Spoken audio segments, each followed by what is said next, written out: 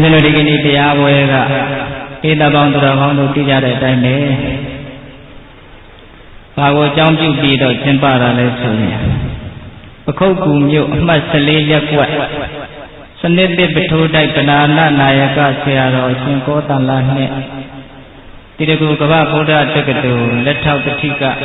ဆရာတော်ရှင်ဒေဝိနာဘိဝန္တတို့ဦးစီးပညာသင်ပေးသောဒုတိယအကြိမ်မြောက်ယဉ်ကျေးလိမ္မာမြတ်ပညာကလေးအထူးတရားစခန်းပွဲအကျိုးဓမ္မသဘင်အဖြစ်ဖြင့်ဒီသာသနာ့ဗိမာန်မှာဦးဇင်းတို့တရားနာဖို့ရောက်ရှိလာကြတဲ့သေတပေါင်းသူတော်ကောင်းတို့ကိုတရားဟောခွင့်ရပါတယ်ဓမ္မဒါနကုသိုလ်တို့စီပူခွင့်ရတဲ့အတွက်ကြောင့်ဝမ်းမြောက်ပါတယ်ဆိုတာကိုဦးဇင်းတို့ရှိဥစွာပြောပါတယ်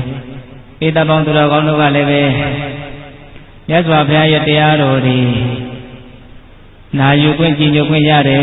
လို့ကုသိုလ်ကောင်းမှုအထူးအားဖြင့်မြတ်စွာဘုရားရဲ့တရားကိုတန်ဖိုးထားပြီးတော့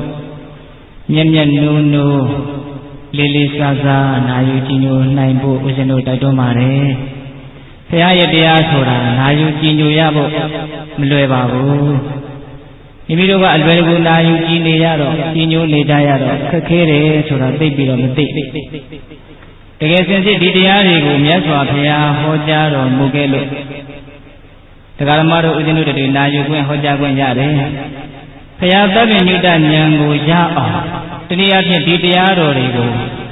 မြတ်စွာဘုရားဟောကြားနိုင်အောင်အရင်းကြီးတွေဘလောက်စိုက်ထုတ်ခဲ့ရသလဲသေတတို့ယူနေအောင်သိပြီးသားဖြစ်တဲ့လေးသင်္ချေနဲ့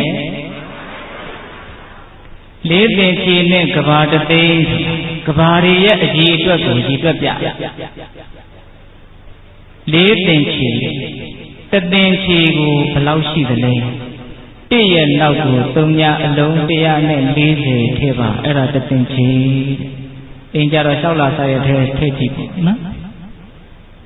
အဲ့ဒါမျိုးလေးအသင်္ချေတသိန်းဆိုတာစာမခွဲတော့အဲ့ဒါကဘာအရေးအတွက်နှစ်အရေးအတွက်ကိုပြောတာမဟုတ်ဘူးနော်အဲ့ဒီကဘာပေါင်းလေးသင်္ချေနဲ့မှတသိန်းကိုင်းတကဘာကိုဘယ်လောက်ကြာတယ်လဲမြတ်စွာဘုရားလက်ထက်ကယဟန်တော်တစ်ပါးမြတ်စွာဘုရားကိုမေးလျှောက်ဘူးအရှင်ဘုရားတကဘာဘယ်လောက်ကြာပါသလဲပြောပြဖို့မလွယ်ဘူးချစ်တာဥပမာလေးမှပေးလို့မရဘူးလားဗျာ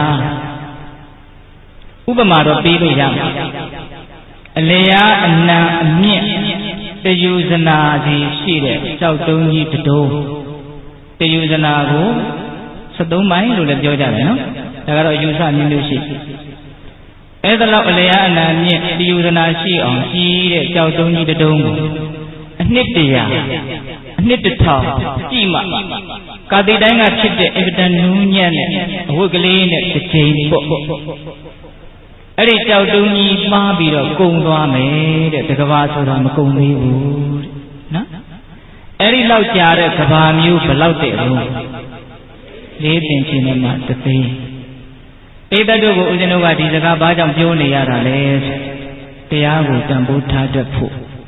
ဧတရေဘာကိုတန်ဖိုးထားဖို့လဲ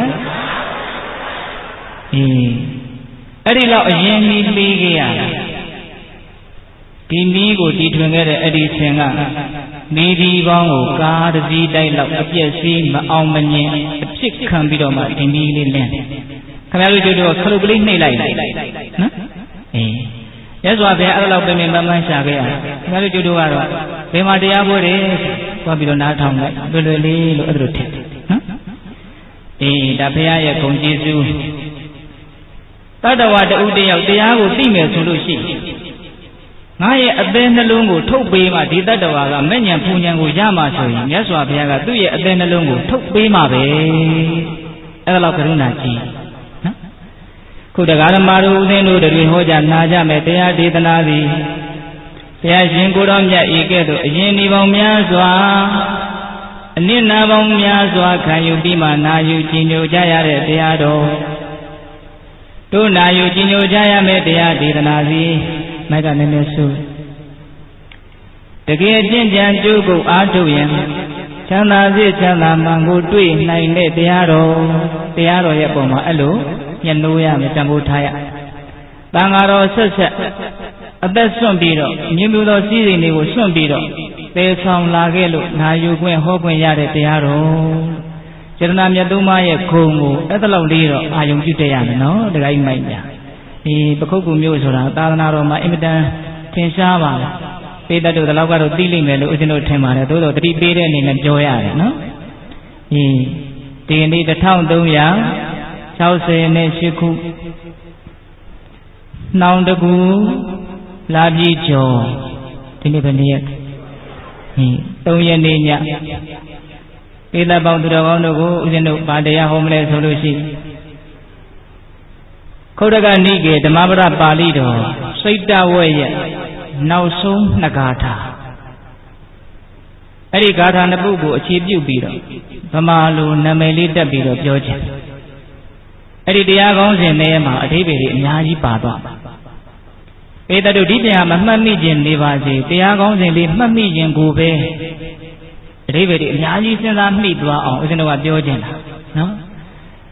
ပြောလို့ပြောတာမဟုတ်ဘူးဒီတရားကိုဦးဇင်းကအကြိုက်ဆုံးတရားပဲခုဟောမဲ့တရားအဆိုးဆုံးရန်သူနဲ့အကောင်းဆုံးမိတ်ဆွေတရားကောင်းစဉ်ကပိဋကဗါတဲ့တော့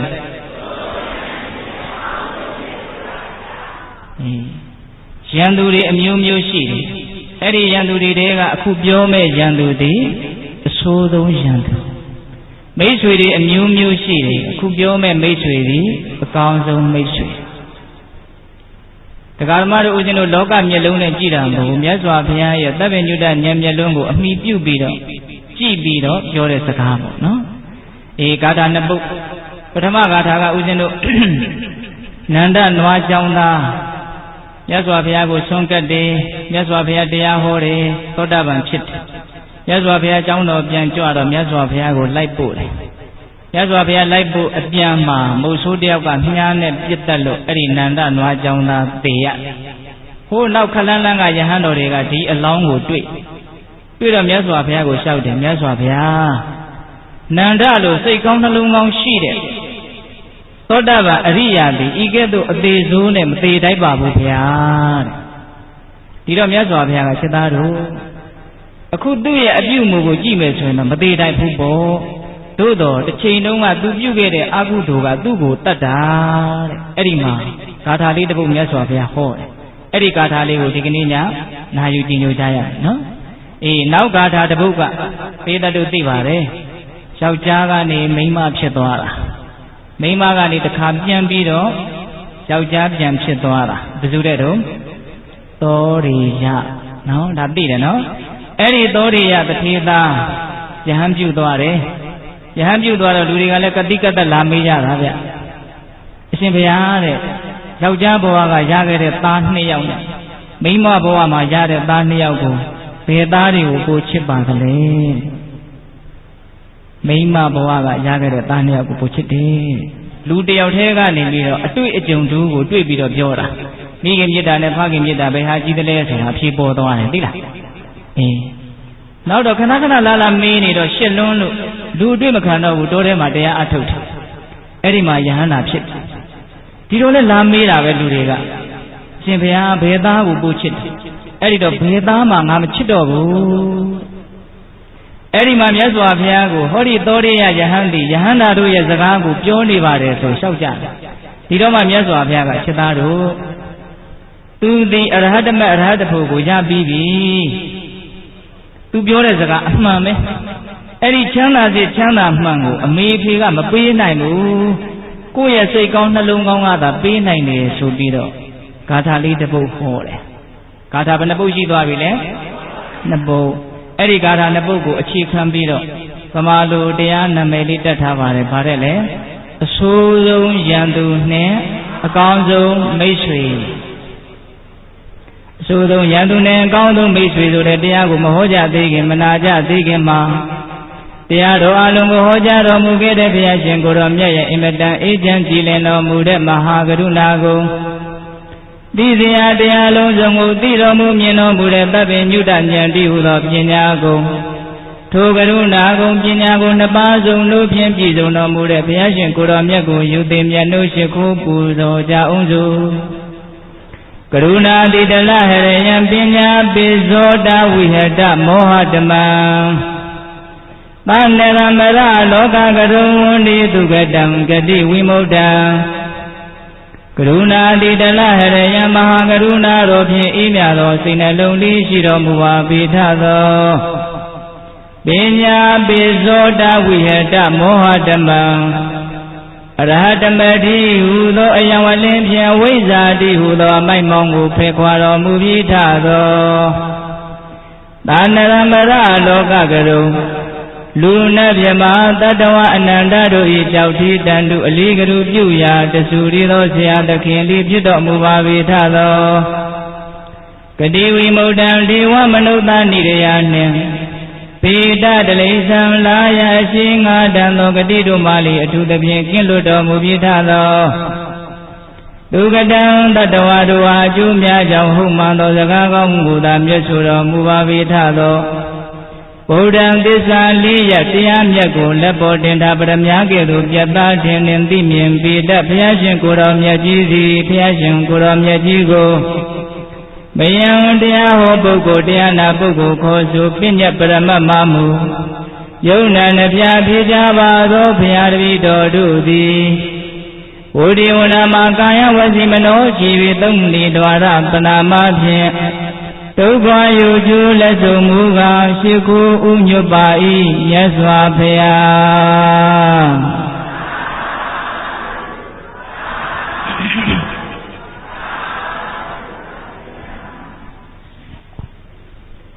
အဆိုးဆုံးရန်သူနဲ့အကောင်းဆုံးမိတ်ဆွေအဆိုးဆုံးရန်သူအကြောင်းကိုအရင်ပြောကြရအောင်နော်တိတောတိတယံတံကိရာဝိရိဝါပနဝိရိနံမိစ္ဆာပနိဟိတံစိတ်တံသေပါပိယောနံတတောကရေဒီသောခုသူတယောက်သည်ဒီတံခုသူတယောက်ကိုဝိရိယံသူတယောက်သည်ဝိရိဏံယံသူတယောက်ကိုယံတံကိရာခြင်းအကျိုးမဲ့သောအမှုကိုပြုလျာ၏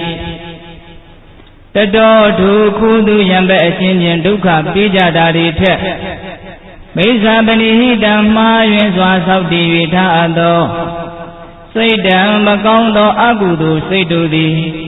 နံထိုအကုသိုလ်စိတ်ပိုင်ခြင်းကိုပါပိယောယုံညံ့အောင်ဆင်းရဲအောင်ကရေရပြုနိုင်ပေ၏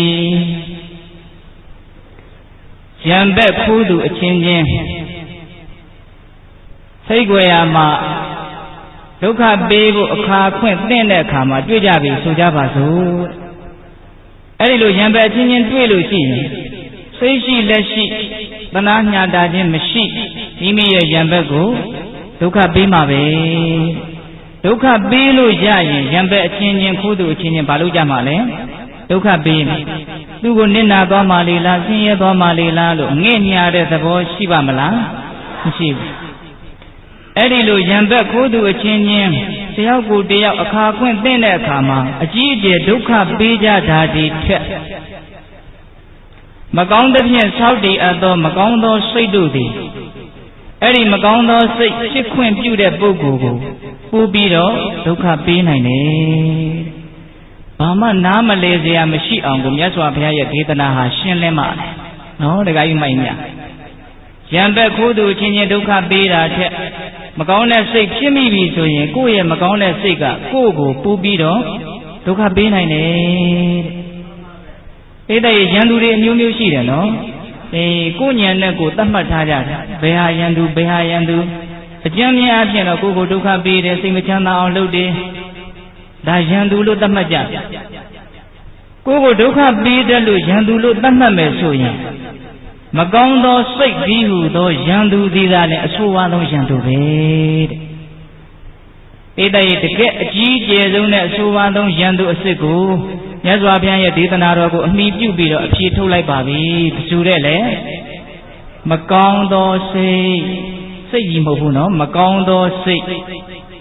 အဲ့ဒီမကောင်းသောစိတ်တွေရန်သူပဲဘာကြောင့်မကောင်းသောစိတ်ကိုဦးဇင်းတို့ရန်သူလို့ပြောရသလဲပိဋကတ်တို့ကို3ချက်တင်ပြမယ်နော်နံပါတ်1 ဖြစ်ဆဲမှာပူလောင်စေတယ်ဆင်းရဲစေတယ်ပင်ပန်းစေတယ်မကောင်းသောစိတ်တိတိကျကျမှတ်နော်တရားနာတယ်ဆိုတာနားထောင်ကောင်းဖို့ကအဓိကမဟုတ်ဘူးနားလည်ဖို့ကအဓိကနားလည်တယ်ဆိုတာအသိကိုပြောတာနော်အသိကိုပဲပညာလို့ပြောပြန်တယ်အဲ့ဒီပညာကိုပဲအမျက်ဆုံးယရနာလို့မြတ်စွာဘုရားသတ်မှတ်ခဲ့လက်ခံရတယ်မဟုတ်လားအဲ့ဒီတော့မကောင်းသောစိတ်ကိုဘာကြောင့်ယံသူလို့သတ်မှတ်ရသလဲနံပါတ်1ဖြစ်ဆဲမှာပူပန်စေတယ်ဆင်းရဲစေတယ်ပင်ပန်းစေတယ်နံပါတ်2မသေးခင်ဒီဘဝမှာကိုပဲအကြီးအကျယ်ဒုက္ခရောက်နိုင်တယ်ဒုက္ခပေးနိုင်တယ်မကောင်းတဲ့စိတ်နံပါတ်3သေပြီးဒီအခြားမဲ့နိဗ္ဗာန်မရမချင်းနွားချီရရဲ့နောက်ကိုလှဲပင်းရအစင်လိုက်တယ်လို့လိုက်ပြီးတော့ဒုက္ခပေးမယ်ဒီတိတ်ဘယ်နှချက်လဲ3ချက်နံပါတ်1ဖြစ်ဆဲမှာဆင်းရဲစေတယ်ပူပန်စေတယ်ပင်ပန်းစေတယ်နံပါတ်2မသေးခင်မျက်မှောက်ဒီဘဝမှာကိုပဲအရှိတကွဲအကျိုးနဲ့ဆင်းရဲပင်ပန်းမှုတွေအကြီးအကျယ်ဖြစ်နိုင်တယ်နံပါတ်3သေပြီးဒီအခြားမဲ့ဘဝများစွာလိုက်ပြီးတော့ဒုက္ခပေးနိုင်တယ်ပိဋကတို့ဒီအကြောင်းအရာလေးကအင်မတန်လည်းအခြေခံကြပါအကြာကြီးဟောနေရင်လည်းရတယ်ဒီတရားကိုခဏလေးဟောခြင်းလည်းရတယ်နော်တခါကြီးအဲ့ဒါပိဋကတို့ချက်ပြီးတော့စဉ်းစားရမကောင်းသောစိတ်တွေဖြစ်ဆဲမှာပူပန်စေတယ်ဟုတ်ရဲ့လား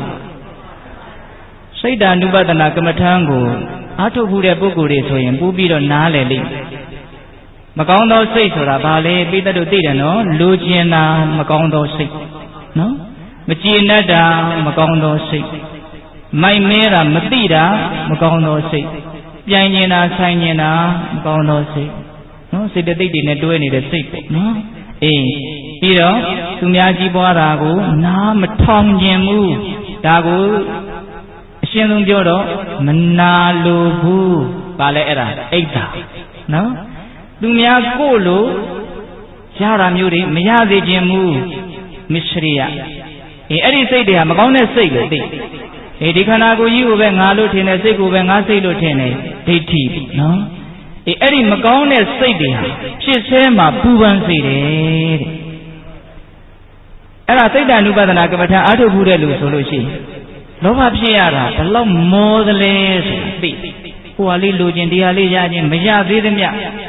ဝန်တို့ဝန်ဘူးကြီးကိုထမ်းထားရတယ်လို့သူများရဲ့ကျွေးတွေမဆက်ရသေးလို့တွေးပူနေရတယ်လို့လောဘဖြစ်ရတာအင်မတန်မောတယ်ဒေါသဖြစ်ရတာကတော့အင်မတန်ပူတယ်ဟုတ်ရဲ့လားတခါကြီးမိုက်များမာနဖြစ်ရတာကတော့အင်မတန်ပင်ပန်းတယ်ပြန်ရတာဆိုင်ရတာလူတယောက်မြင်လိုက်လို့ရှိရင်ဒါငါထက်သာတဲ့လူလားငါနဲ့တန်းလူလားငါအောင်နှိမ့်တဲ့လူလားစိတ်ကအင်မတန်မြန်တယ်ဝေဖန်ပြီးသားဆုံးဖြတ်ပြီးသားငါထက်သာတဲ့လူဆိုရင်တော့အပြုံးကလေးနဲ့ပေါ့ဟုတ်လားကိုနဲ့တန်းလူဆိုရင်တော့ခက်တီတီဟုတ်လားကိုအောင်နေနေကလေးနှိမ့်နေလို့ထင်ရင်ကတော့အပေါ်ကြီးကနေလိမ့်မယ်အဲ့ဒါပုထုဇဉ်တွေရဲ့မှန်ပေါ့ဟုတ်လားအဲ့ဒီမမာနတွေဖြစ်ရတာစိတ်မှာတတ်တာကလားမတတ်တာဘူး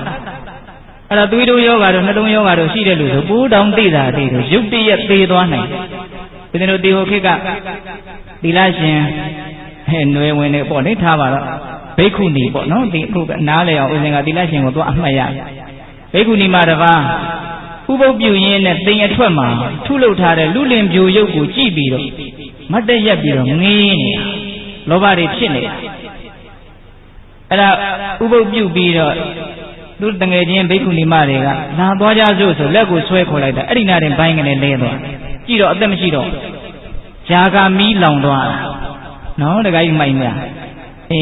နတ်ပြည်မှာလေအင်မတန်နူးညံ့တဲ့နတ်တွေရှိတယ်ဟာရှိရသွားတဲ့နတ်ကကိုအဟုတ်ထင်းနေတာပါကွာဟန်ကြီးပန်ကြီးနဲ့ရှိရသွားတဲ့နတ်ကကြားတယ်သူကပြန်ပြီးတော့ပြောတယ်အဲ့ဒါလိုလေးဒေါသဖြစ်တာနဲ့အဲ့ဒီနတ်2ယောက်သလုံးသေသွားတယ်ပျောက်သွားဒေါသမီးလောင်တာအဲ့တော့ဒကာဓမ္မတို့ဦးဇင်းတို့တွေအင်မတန်အကျင့်မြတ်လို့ခေါ်ရတဲ့တတိပဋ္ဌာန်နည်းနဲ့ကိုယ့်ရဲ့စိတ်ကိုကြည့်မယ်ဆိုလို့ရှိရင်လောဘဒေါသမောဟမကောင်းတဲ့စိတ်ရတာစိတ်ဖြစ်ရတာဒီဖြစ်ဆဲမှာကိုအင်မတန်ပူလောင်တဲ့အေးချမ်းမှုဘာမှမရှိဘူးအင်မတန်အစစ်နှိမ့်တာပဲလို့သိနိုင်ပါတယ်နော်တခါကြီးမိုက်များအဲ့ဒီအပိုင်းလေးဒီလောက်နဲ့ကြက်ကြရအောင်ပြီးတော့ဗာလဲနံပါတ်2မသေးခင်ဒီဘဝမှာကို ရှင်ရဲ့ဒုက္ခအကြီးကျယ်ဖြစ်နေအဲ့ဒါဦးဇင်းတို့စာကတော့ဒိဋ္ဌဓမ္မဝေဒနိယကံလို့သုံးပိဋကတို့နားတဲ့ယင်ပြီးသားနေမှာပါနော်ဒိဋ္ဌဓမ္မဝေဒနိယကံမျက်မှောက်အကျိုးပေးတာဦးဇင်းတို့မြတ်စွာဘုရားလက်ထက်ကလူငယ်တွေနည်းနည်းကလေးနားထောင်ကြည့်စမ်းပါမုတ်ဆိုးတယောက်ရှိတယ်မျက်မှောက်အကျိုးပေးပုံကလေးစိတ်ဓာတ်တွေသိယုံမှလွန်လာလို့ရှိဒါလေးကိုပြောချင်မုတ်ဆိုးတယောက်ရှိတယ်ခွေးတွေနဲ့သားကောင်ရှာထွက်တယ်နေတိုင်းသူဒီအလုပ်ကိုလုပ်တယ်တနေ့တော့တိုးလေးကိုသွားရင်းနဲ့လမ်းမှာတပိတ်ပိုက်ပြီးတော့သင်္ကန်းယုံပြီးဆုံးကန်ကြွလာတဲ့ရဟန်းတော်တစ်ပါးနဲ့တွေ့တဲ့အခါကျတော့သူ့ရဲ့စိတ်ထဲကြည်စမ်းသူများအိမ်ကိုသွားတောင်းတော့မှာအင်မတန်ဘုန်းကန်နေတဲ့လူသူများကြွေးမှစားရတာဝိထားတဲ့ဝိတွေကလည်းအဖားတွေအထေးတွေနဲ့ပန်းတကူသင်္ကန်းနေမှာကိုဗျနော်အင်မတန်အထင်သေးတယ်ဒီလောက်ဘုန်းကန်နေတဲ့သူယုံမာကိုတွေ့ရတာဒီနေ့တော့ငါသားကောင်တစ်ကောင်မှရမှာမဟုတ်ဘူးတဲ့ဒါသူစိတ်ထဲထင်းနေတာနော်အဲ့ဒီအထင်ကိုရင်ဝယ်ပိုက်ပြီးတော့တိုးတဲ့သွားတာတကယ်ပဲဗျာတိုက်ဆိုင်တဲ့သားကောင်တစ်ကောင်မှမရဘူးဒီတိုက်ဆိုင်တာနော်အဲ့ဒီတိုက်ဆိုင်တာအမှန်တရားလားမဟုတ်ပါဘူး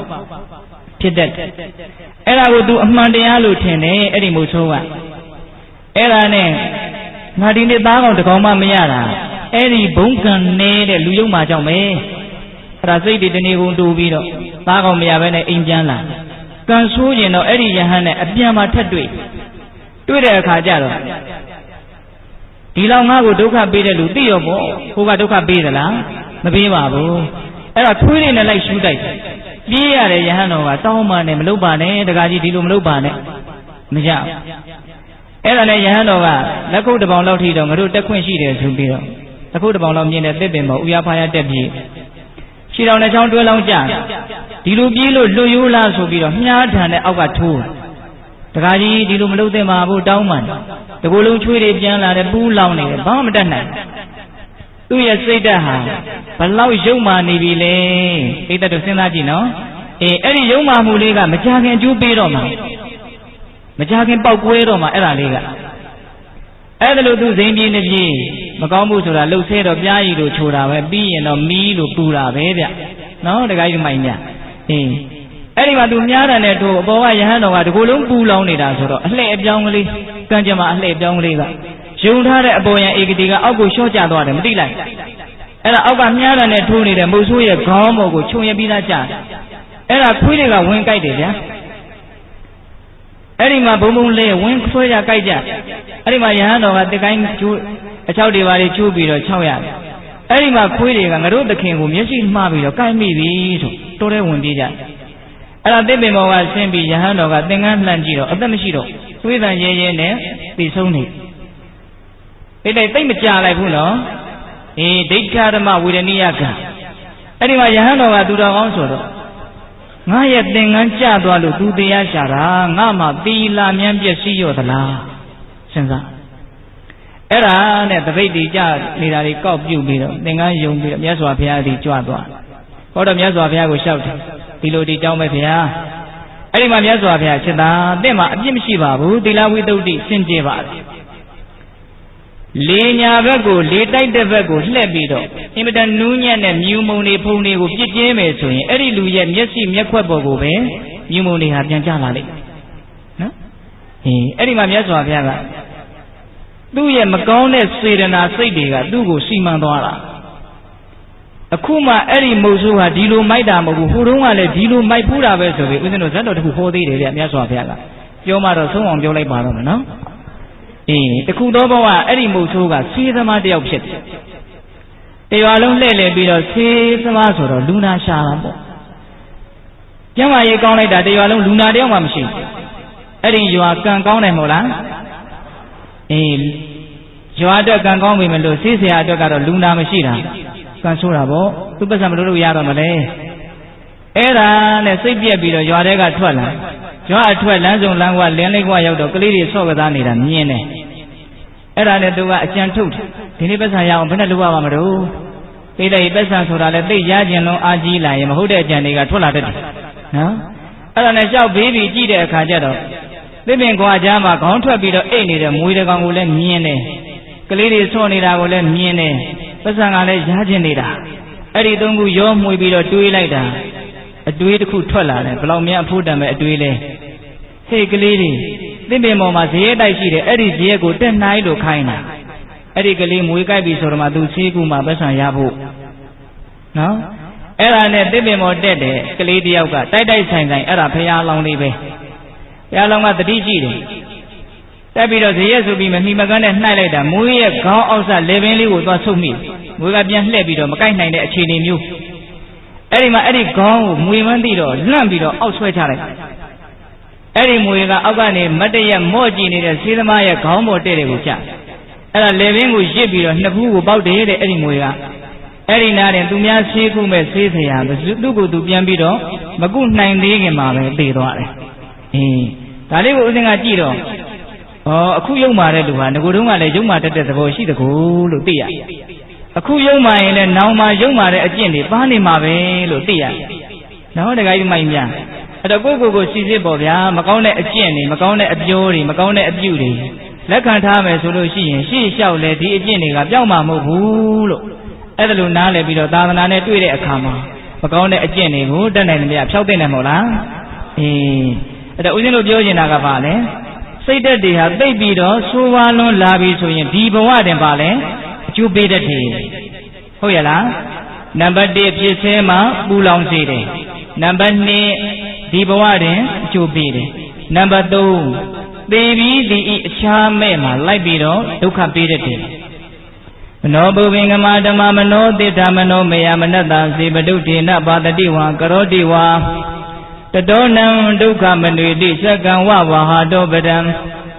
မကောင်းတဲ့စိတ်နဲ့လုံမဲ့ပြောမဲ့ကြံမဲ့ဆိုရင်တဲ့အဲ့ဒီကံတွေကအဲ့ဒီလူရဲ့နောက်ကိုဒုက္ခပေးမယ်ဆိုတဲ့သဘောနဲ့နွားချေရရဲ့နောက်ကိုလဲပြီးရအရှင်လိုက်တယ်လို့လိုက်လိမ့်မယ်တဲ့အဲ့တော့ဒကာဓမ္မတို့ဦးဇင်းတို့တွေမကောင်းတဲ့စိတ်တွေအဲ့ဒါလောက်စွမ်းနေလို့ပြီးတော့တည်ပြီးသားပဲနော်ဒီတရားတွေဟုတ်လားသို့တော့အင်မတန်အရေးပါတဲ့တရားမျိုးဦးဇင်းတို့ပြောပါတယ်မကောင်းတဲ့စိတ်တွေအဲ့ဒါလောက်စွမ်းတယ်ဆိုကြပါစို့အခုခေတ်သိပ္ပံပညာရှင်တွေသိပြီးတော့ထွန်းကားနေတယ်သိပ္ပံပညာရှင်တွေသိပ္ပံပညာတွေထွန်းကားနေလူစင်စစ်ကနေခွေးဖြစ်အောင်နွားဖြစ်အောင်ဖန်တီးနိုင်တယ်လို့ဦးဇင်းတို့တော့မကြားဘူးသေးဘူးတခါကြီးတို့ကကြားဘူးလားလူစင်စစ်ကနေအိဋ္ဌံဖြစ်အောင်ဖန်တီးနိုင်တဲ့သိပ္ပံပညာရှင်ရှိပြီရှိမကောင်းတဲ့စိတ်ကလူစင်စစ်ကနေခွေးဖြစ်အောင်နွားဖြစ်အောင်ဖန်ဆင်းနိုင်တယ်ဒီနေ့လူနောက်နေ့သေခဏနေတော့ခွေးမကြီးပိုက်ထဲရောက်ဖြစ်နိုင်တယ်မဟုတ်လားစွမ်းမှုလားဗျာအကုသိုလ်စိတ်ကဒါကြောင့်မကောင်းတဲ့စိတ်တွေဖြစ်မိပြီဆိုလို့ရှိရင်ဘဝတန်လျာအထိလိုက်တတ်တယ်ဆိုတာလေးကိုပိဋကပေါင်းသူတော်ကောင်းတို့လည်းပဲသိပြီးသားပဲနော်အဲ့ဒီအချက်ကလည်းအင်မတန်အရေးကြီးတာ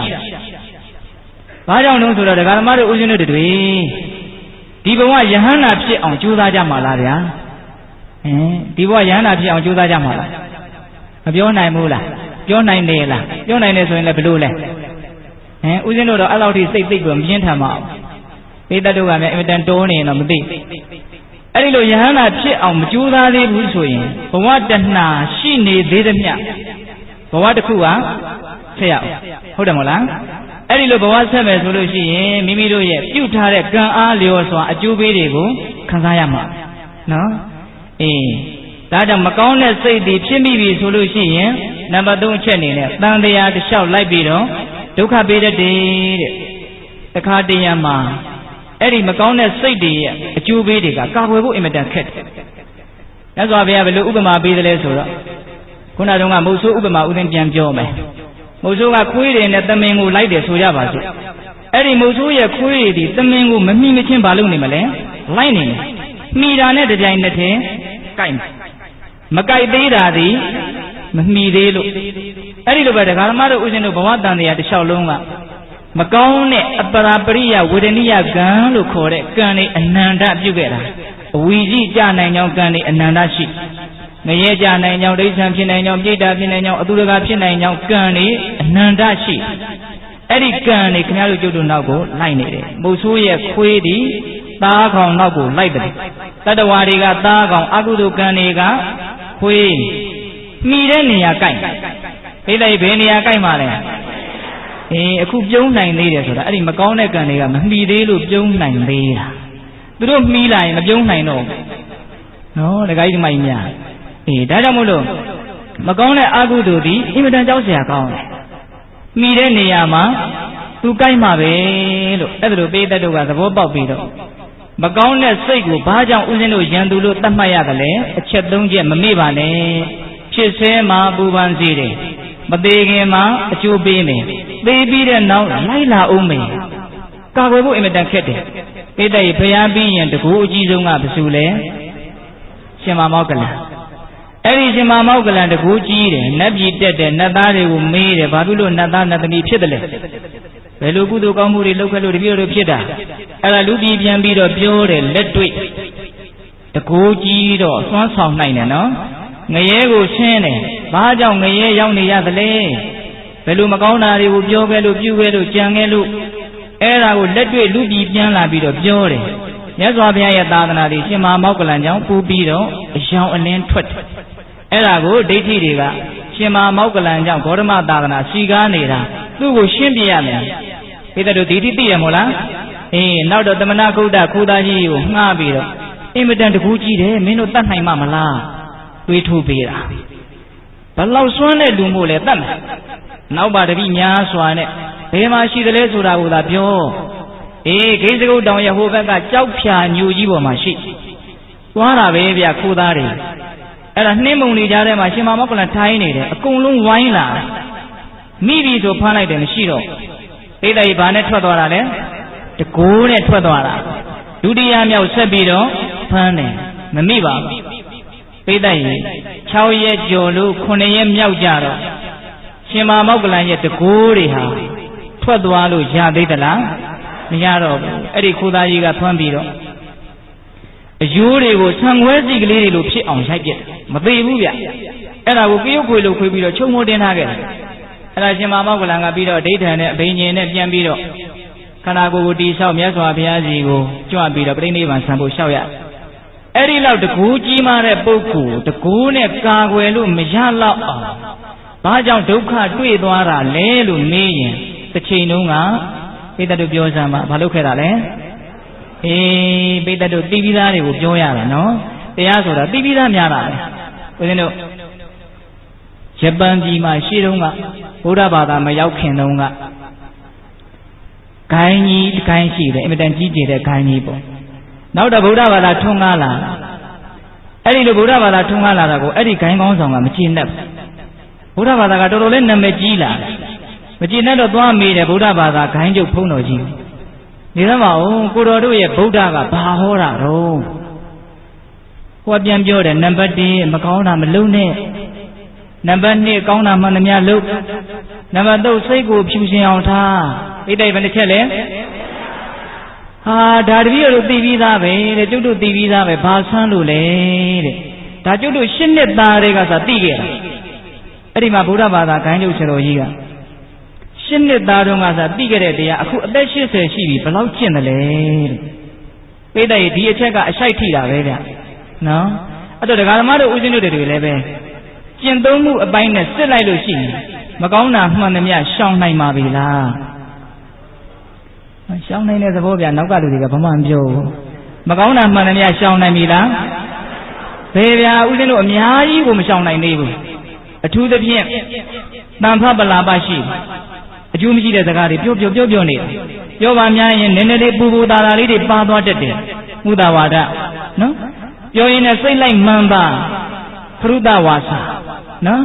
ပြောရင်လည်းကိုယ်မျက်နှာရခြင်းလို့မင်းကိုဘယ်သူကဘလူလေးပြောနေတာဂုံစကားလေးတွေပါမသွားဘူးလားပါသွားတယ်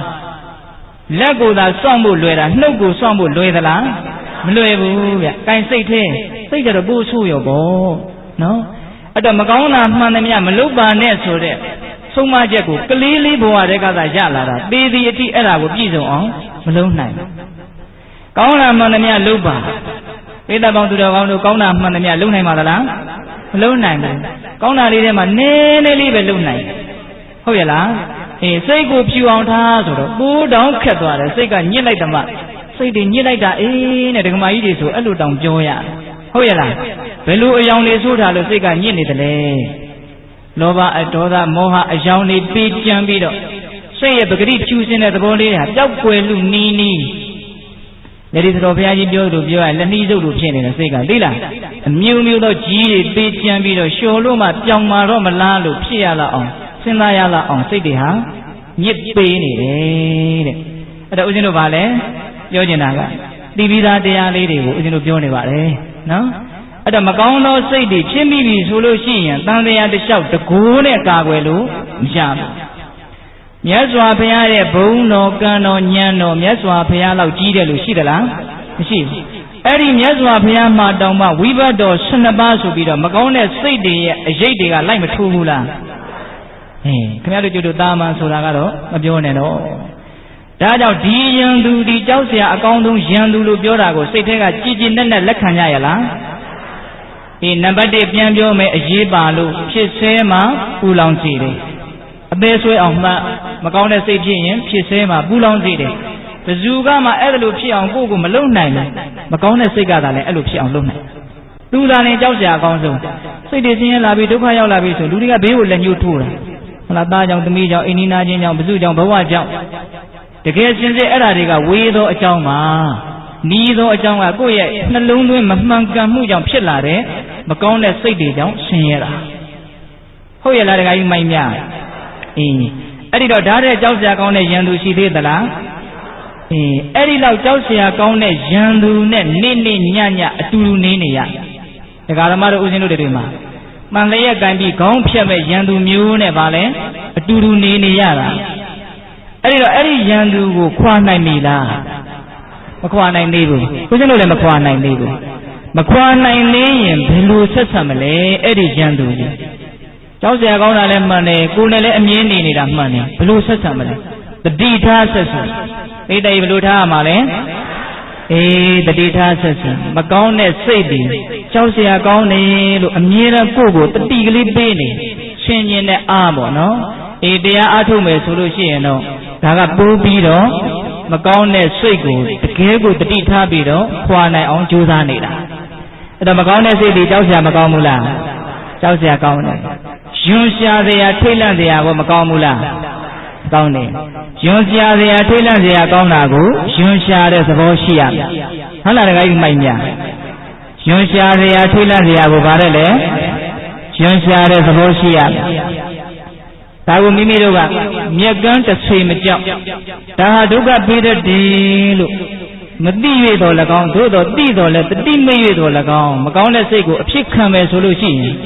ကိုယ်တိုင်ဒုက္ခမရောက်ပြီဘူးလားဒုက္ခရောက်တယ်မသိတာတော်တော်ကြောက်စရာကောင်းတယ်ဗျနော်လူငယ်တွေအတွက်ဦးဇင်းတို့အဓိကပြောခြင်းပါမသိတာကြောက်စရာအကောင်းဆုံးပဲလောကကြီးမှာဦးဇင်းစာအုပ်တုပ်ထဲမှာဖတ်လိုက်ရတယ်ကလေးတယောက်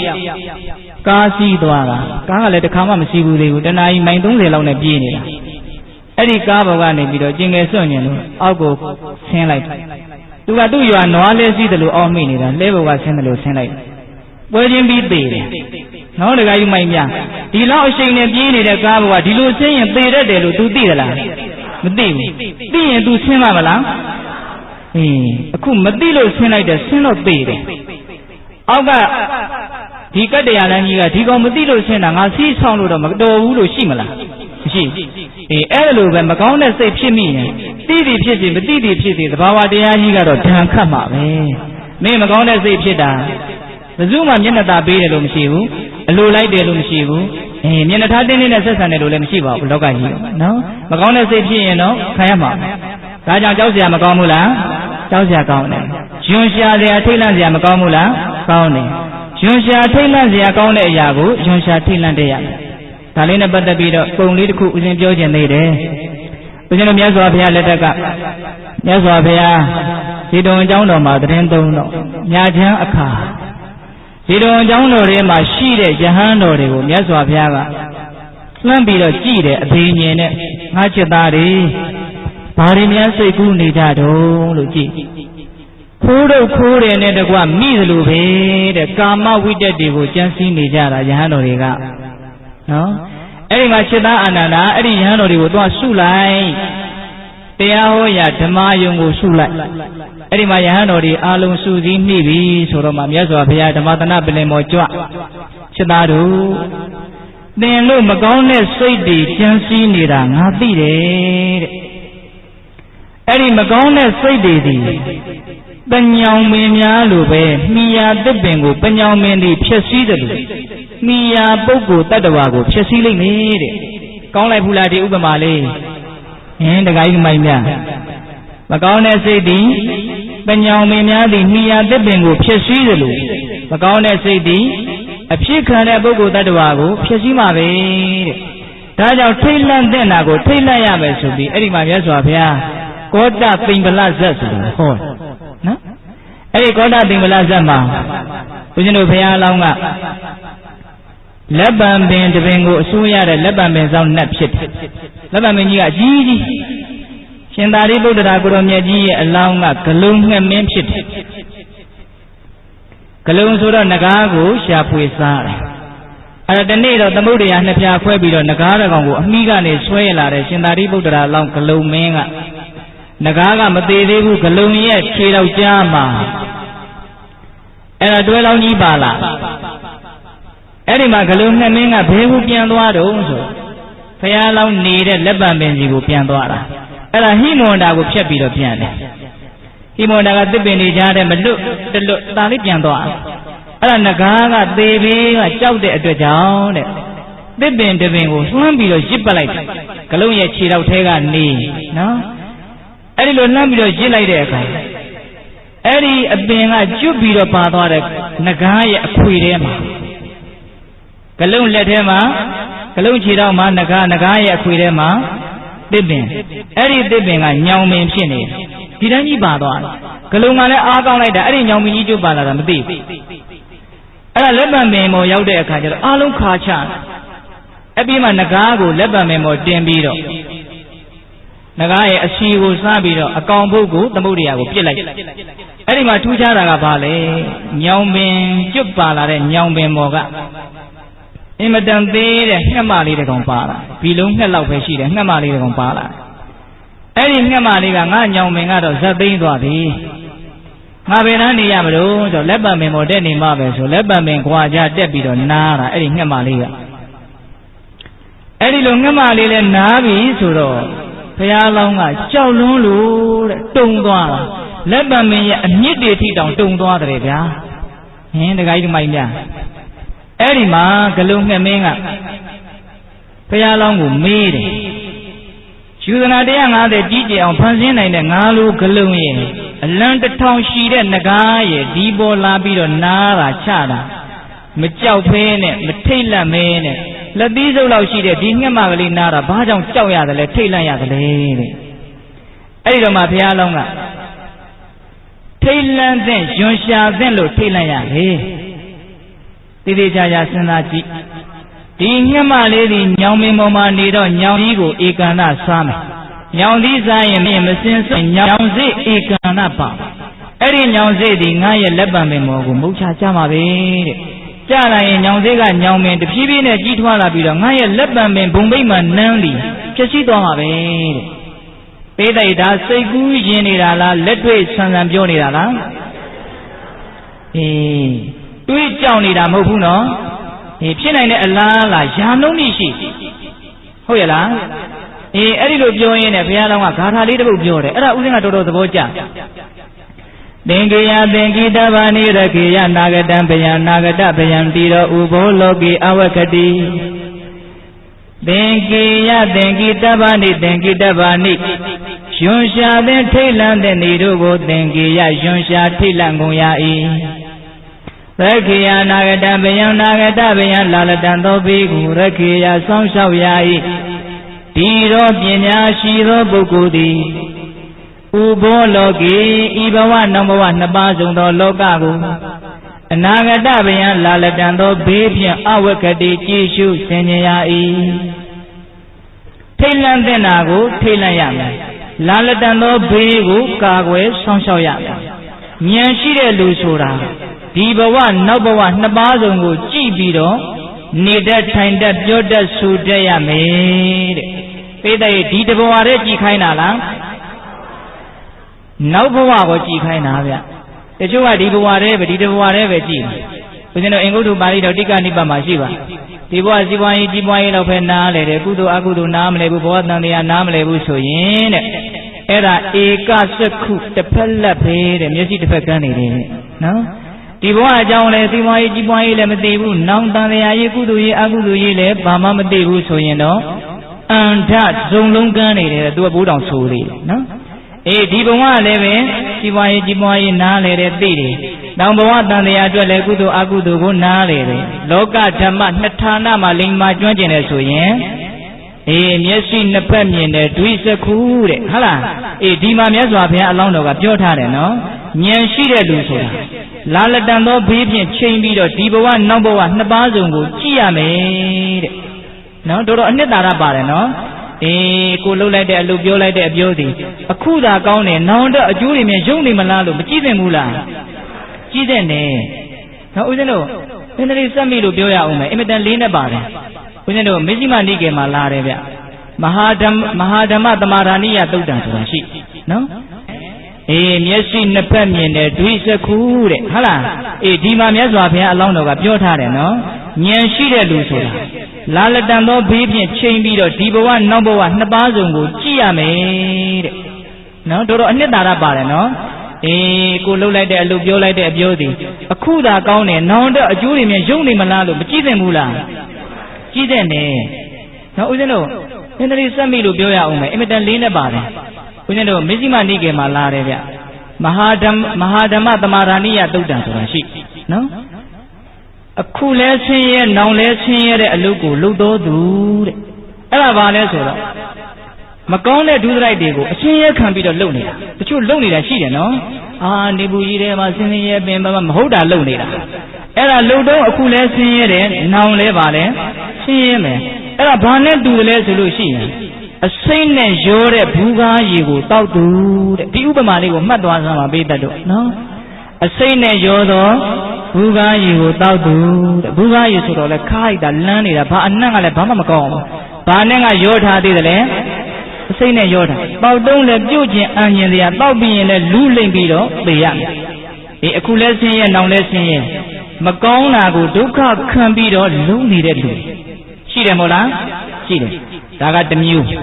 နောက်တစ်မျိုးအခုတော့ချမ်းသာနောင်တော့ဆင်းရဲမဲ့အကျင့်ကိုကျင့်သူတဲ့မကောင်းမှုဒုစရိုက်တွေကိုချမ်းချမ်းသာသာဇိမ်ပြေနေပြေလုံနေကြတဲ့လူတွေရှိတယ်မို့လားအခုတော့ချမ်းသာတယ်နောင်တော့ဆင်းရဲမယ်ဘာနဲ့တူတယ်လဲဆိုလို့ရှိရင်အစိမ့်နဲ့ရောသောအဖြော်ရည်ကိုတောက်သုံးသူတဲ့ကောင်းလိုက်ဘူးလားဥပမာလေးကအနက်အရသာပြည့်စုံတယ်မှုကြိုင်နေတာပဲအကြောင်းလေးကလည်းချစ်စရာလေးပေါက်ကြည့်တော့လဲတော်တော်အရသာရှိတယ်သို့တော့ဘာနဲ့ရောထားတယ်လဲအဲ့ဒီအဖြော်ရည်ကအစိမ့်နဲ့ရောထားအစိမ့်နဲ့ရောသောအဖြော်ရည်ကိုတောက်သုံးသူတွေဒီကနေ့ခေတ်မှာအများကြီးရှိနော်ဒါနှစ်မျိုးရှိသွားပြီနော်နောက်တစ်မျိုးအခုတော့ဆင်းရဲတယ်နောင်တော့ချမ်းသာမဲ့အကျင့်ကိုကျင့်နေတယ်မကောင်းမှုဒုစရိုက်တွေကိုအရှင်းရခံပြီးတော့ရှောင်ကျဉ်နေတာရှားပေါ်မျက်ပေါက်ခြင်းပေါက်ပါစေမကောင်းတာတော့မလုပ်အဲ့ဒီခံယူချက်မျိုးရှိတဲ့လူမဟုတ်တာမလုပ်ဘူးအစင်းနေညင်နေပါစေလောကီစီးပွားရေးပိုင်းဆိုင်ရာလူချင်းမတူချင်းနေပါစေအတွင်းဘက်အနှစ်သာရကိုပဲအလေးထားပြီးတော့မပြည့်စုံခြင်းနေပါစေမဟုတ်တာတော့မလုပ်မပြောဘူးလို့ဒီခံယူချက်နဲ့အစင်းရခံပြီးတော့မကောင်းတာကိုရှောင်အခုတော့ဗာလဲဆင်းရဲတယ်နောင်တော့ချမ်းသာအဲ့ဒါဘာနဲ့တူတယ်လဲဆိုလို့ရှိရင်နွားကျင်ငယ်ပုတ်ရည်ဒီလိုဒီရှိချားသည်နဲ့စိမ့်ထားတဲ့နွားကျင်ငယ်ပုတ်ရည်ကိုတောက်သုံးတယ်လို့မျိုးတဲ့ဦးဇင်းတို့မန္တလေးမှာအင်မတန်ခေတ်စားပါတယ်ဥတိမုဒ္ဒဘေသစ္စနွားကျင်ငယ်ပုတ်ရည်နဲ့စိမ့်ထားတဲ့ဖန်ကားသည်ဒီဘူးသည်နဲ့စိမ့်ထားတဲ့နွားကျင်ငယ်သူကကြီးပြောင်တဲ့သဘောရှိတယ်အတွင်းတွေကသွေးကြောလေကြောတွေအလုံးကိုနှံ့ရှင်းသွားတဲ့သဘောရှိတယ်ဒါကြောင့်ယောဂပြောက်တယ်ပေါက်ရတာတော့အင်မတန်ခက်တယ်ဦးဇင်းတို့လည်းပဲနည်းငယ်မြည်ကြည့်ဘူး3-4 ရက်လောက်အဲ့ဒီလေခြင်းမတက်အင်မတန်ဆိုးပါတယ်သို့တော့အကျိုးကတော့ဗာလဲအင်မတန်ရှိအဲ့တော့အခုတော့ဆင်းရဲတဲ့နောင်တော့ချမ်းသာတဲ့အကျင့်ကိုကျင့်သူသည်ဇီးရူဖန်ကားနဲ့စိမ့်ထားတဲ့နွားကျင်ငယ်ပုတ်ရည်ကိုတောက်သူတဲ့အတောက်တော့ခက်တယ်သို့တော့အကျိုးကြီးတယ်ကြိတ်မိတ်ပြီးတော့တောက်ရမှာပဲနော်တခါကြီးမိုက်များဘာကိုဆိုလိုတယ်ဆိုတာဒီပိဋကသိပါတယ်နော်နောက်စတုထပါလဲအခုလဲချမ်းသာနောင်လဲချမ်းသာတဲ့အကျင့်ကိုကျင့်ပြီဘဝကသာပါရမီပါလာတာလောဘဒေါသနည်းလာတာသိပြီးတော့အောင့်အီးမနေရဘူးဒုစရိုက်ကိုလွယ်ကူကူရှောင်ကျင်နိုင်တယ်တချို့အင်မတန်တော်တယ်နော်ဘာမှမဟုတ်တာကိုသိမလို့ချင်ဘူးပင်ကိုဖြူကလေးတွေပေါ့ နော်အဲ့ဒီလိုမကောင်းမှုဒုစရိုက်ကိုလွယ်လွယ်ကူကူချမ်းချမ်းသာသာရှောင်ကျဉ်နိုင်ကြတဲ့ပုဂ္ဂိုလ်တွေဘာနဲ့အလားတူတယ်လဲဆိုတော့စတုမတူကိုစားသုံးသူတဲ့ပိဋိဘာစားတာလဲကောင်းလိုက်တာစတုမတူဆိုတော့ကောင်းတာဗောပြားရည်ရဲ့တင်းလဲရဲ့ထောပတ်ရဲ့စီရဲ့ရောထားတာပဲမကောင်းတာမပါဘူးစားပြီးရင်လည်းယောဂါကပြောင်းအောင်မယ်အဲ့တော့ပိဋိတို့ဒီလိုဖြစ်ရင်တော့အကောင်းဆုံးပေါ့နော်အဲ့ဒီပုဂ္ဂိုလ်၄မျိုးထဲမှာရှေးပုဂ္ဂိုလ်2ခုကတော့လုံးဝမဖြစ်တဲ့ကြိတ်မိတ်ပြီးတော့နွားကျင်ငယ်ဖို့ကြီးလည်းတောက်ရမှာပဲကံကောင်းထောင်းမစွာစတုမတူလေးများတွေ့ရင်လည်းစားရမှာကောင်းဘူးလားဒါကြောင့်ဉာဏ်ရှိတဲ့လူဆိုတာဒီတဘဝတည်းကြည့်လို့မဖြစ်ဘူးငါလုံးနေကြိုင်နေတာဒီအခုတော့ချမ်းသာတယ်နောက်တော့ဆင်းရဲစေတဲ့အကျင့်မျိုးများဖြစ်နေသလားအစိမ့်နဲ့ရောတဲ့အဖြိုရည်တွေများဖြစ်နေသလားလို့မစဉ်းစားတယ်မို့လားစဉ်းစားတဲ့နဲ့အစိမ့်နဲ့ရောတဲ့အဖြိုရည်ကိုတောက်သူကများလွန်းလို့ပြောပြတယ်နော်တခါကြီးမိုက်များထားတော့ဒါကြောင့်မကောင်းသောစိတ်တည်ပြန်ပြီးတော့တရားကိုပြန်ကောက်မယ်နော်ဖြစ်ဆဲမှာပူပန်စေတယ်ဆင်းရဲစေတယ်ဒီဘဝမသေးခင်မှာအကျိုးပေးမယ်နောင်တန်လျာတစ်လျှောက်လိုက်ပြီးတော့ဒုက္ခပေးမယ်ဒါကြောင့်သူဒီသာလင်ကြောက်เสียအကောင်းဆုံးရန်သူဒီပြင်ရန်သူသူ့လောက်ဘေးရန်သူမှ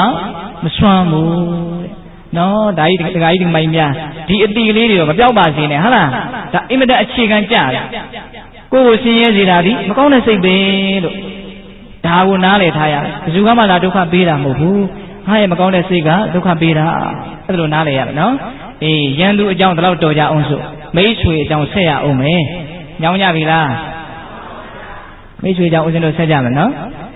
နာဓမ္မာတာပိတာကိရာထအင်ကြီးဝါပိစာညာတကသမ္မာပတိဟိတံစိတ်တံတရားသောနံတတောကရိတံဒုက္ခံထိုလူနံနိဗ္ဗာန်ချမ်းသာသုံးပါးကိုမာတာမိခင်ဒီနာဂိရာထပြုလို့ရမပေးနိုင်လေကုန်ပိတာဖခင်ဒီနာဂိရာထပြုလို့ရမပေးနိုင်ကုန်အင်ကြီးပိမိခင်ဖခင်ကျေးဇူးရှင်တို့မှာတပါးဖြစ်ကုန်သောညာတကာဝါပိဆွေမျိုးသားချင်းတို့သည်လေနာကရိယုံပြုလို့ရမပေးနိုင်ကြလေကုန်တကယ်ချမ်းသာစေချမ်းသာမှန်ကိုအမေဖေကမပေးနိုင်ဘူးအမေဖေလို့ပြောလိုက်တော့သူကအာနာကုန်သွားပြီနော်အမေဖေတဲ့ကိုယ့်ကိုကောင်းစေခြင်းတာချစ်ခင်မြတ်နိုးတာဘယ်သူရှိသေးတယ်လဲအဲ့ဒါလောက်ချစ်ခင်မြတ်နိုးအကျိုးလိုလားတဲ့ပုဂ္ဂိုလ်ကမပေးနိုင်တဲ့ချမ်းသာဒုက္ခကိုဘယ်သူကပေးမလဲဆိုတော့သမ္မာပဏိဟိတံကောင်းစွာဆောက်တည်၍ထားအပ်သောသမ္မာပဏိဟိတံကောင်းစွာဆောက်တည်၍ထားအပ်သောစိတ်တံကောင်းသောစိတ်ဒီဝါကုသိုလ်စိတ်တို့သည်နတ်ထိုကုသိုလ်စိတ်ပိုင်ခြင်းကိုတတော်ထိုမိခင်ဖခင်ကျေးဇူးရှင်တို့ထက်တရားသောချမ်းသာအောင်ကရိယာပြုနိုင်ပေ၏အမေအဖေကမပေးနိုင်တဲ့ချမ်းသာဒုက္ခကိုကိုကလိမ်မာလို့ကြိုးစားလို့စွမ်းဆောင်လို့ရထားတဲ့ကောင်းတဲ့စိတ်ကလေးကပေးနိုင်တယ်အဲ့တော့သူ့တဲ့မိတ်ဆွေပိသတာအခြားမရှိတော့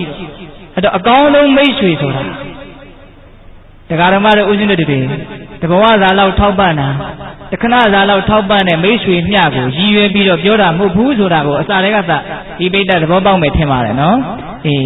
မြတ်စွာဘုရားရဲ့အလိုတော်ရအကောင်းဆုံးမိတ်ဆွေဆိုတာဘာလဲကောင်းတဲ့စိတ်ကိုယ့်ရဲ့ကောင်းတဲ့စိတ်ခုနမကောင်းတဲ့စိတ်ရဲ့ဆန့်ကျင်ဘက်ပေါ့နော်အလောဘအဒေါသအမောဟနော်ဘဝတန်တရားကိုဒုက္ခသစ္စာလို့ထိုက်တဲ့လောက်နားလည်ထားရင်လူချင်းမှုနေတာပဲဗျနော်အဲ့ဒါလို့အလောဘမေတ္တာတရားလေးနဲ့နေမယ်အဒေါသအတိကလေးနဲ့နေမယ်တတိကလေးနဲ့နေမယ်အမောဟနော်အဲ့ဒီစိတ်ကလေးတွေဒီကိုယ်ဘဝအတွက်အဖိုးအတန်ဆုံးသောကိုယ်ကိုဘယ်သောခါကာလမှာပြစ်မသွားသောသစ္စာရှိသောအကောင်းဆုံးမိတ်ဆွေအဲ့ဒီစိတ်ကလေးတွေလေအဲ့ဒီစိတ်ကလေးတွေကိုဘာကြောင့်ဦးဇင်းတို့မိတ်ဆွေလို့ပြောရတယ်လေသူ့ကိုလည်း၃ချက်လောက်ပြောကြည့်ရမယ်နော်နံပါတ်1ဖြစ်စဲမှာအေးချမ်းစေတယ်ချမ်းသာစေတယ်ဘယ်သူမှမပေးနိုင်တဲ့ချမ်းသာဒုက္ခကိုကောင်းတဲ့စိတ်ကပေးနိုင်တယ်အခုကောင်းတဲ့စိတ်မွေးလိုက်အခုချမ်းသာသွားတာပဲနော်ရှေးကမှဗိုက်ထဲမှာခြေပြီးတော့ရှောက်ပို့နေရအောင်ပဲသွေးတွေလေတွေနဲ့နော်ကောင်းတဲ့စိတ်ဝင်သွားရင်အခုဝင်ရအခုချမ်းသာတာပဲလက်ငင်းတခါယူမိုင်းမြနံပါတ်1ပါလဲကောင်းတဲ့စိတ်ဒီဖြစ်စဲမှာအေးချမ်းစေတယ်သက်သာစေတယ်ပူလောင်မှုတွေငြိမ်းသွားစေတယ်နံပါတ်2ကောင်းတဲ့စိတ်ကိုကြီးထွားလာအောင်တကယ်မွေးမြူနိုင်မယ်ဆိုရင်ဒီဘဝတွင်ကြီးကြီးကျယ်ကျယ်ချ ချမ်းသာဒုက္ခရမယ်နော်နံပါတ်1နော်နံပါတ်3ယဟန္တာမဖြစ်သေးလို့ဘဝတဏမကုန်သေးလို့ဘဝတန်တရားရှောက်ရမယ်ဆိုရင်အဲ့ဒီကောင်းသောစိတ်တို့သည်အယိတ်ပမာသိတဲ့ဗါတယ်လေခုနတုန်းကမကောင်းတဲ့စိတ်ကတော့လဲပြီးရာဒီနွားချီရနောက်လိုက်တယ်ဒါကတော့အယိတ်နဲ့ဥပမာပေးတယ်မြတ်စွာဘုရားက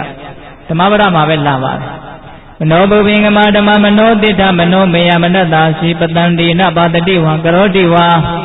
တတောနံဒုက္ခမနွေတိသာယာဝအနုပါယိနိသာယာဝအနုပါယိနိနော်တခါကြီးမိုက်မယ်ဘယ်နာသွားတော့အရေးကလေးက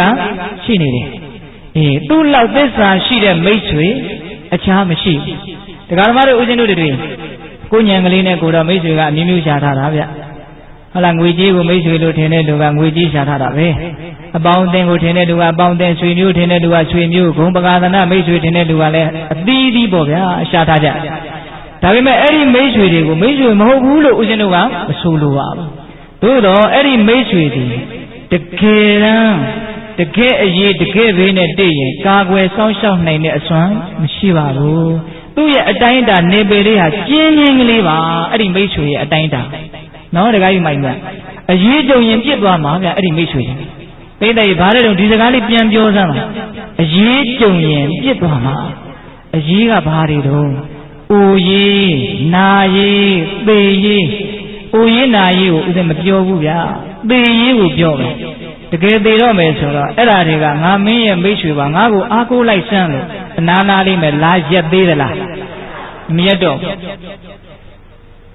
စဉ်းစားကြည့်ပါနော်တခါကြီးမိုက်မြအဲ့ဒီတော့အဲ့ဒီမိတ်ဆွေတွေရဲ့ကိုယ့်ကိုကူညီနိုင်တဲ့အတိုင်းအတာဘောင်ကလေးဟာအင်မတန်ကျင်းတယ်မို့လား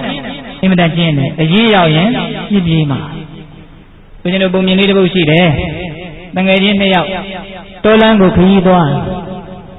အဲ့ဒီလိုခရီးသွားရင်လည်းခင်မင်ရင်းနှီးတာလည်းကြာပြီးတယောက်နဲ့တယောက်အင်မတန်သစ္စာရှိတယ်လို့ထင်တယ်အဲ့ဒါနဲ့တောထဲရောက်တဲ့အခါကျတော့ဝက်ဝင်ကြီးတစ်ကောင်နဲ့တွေ့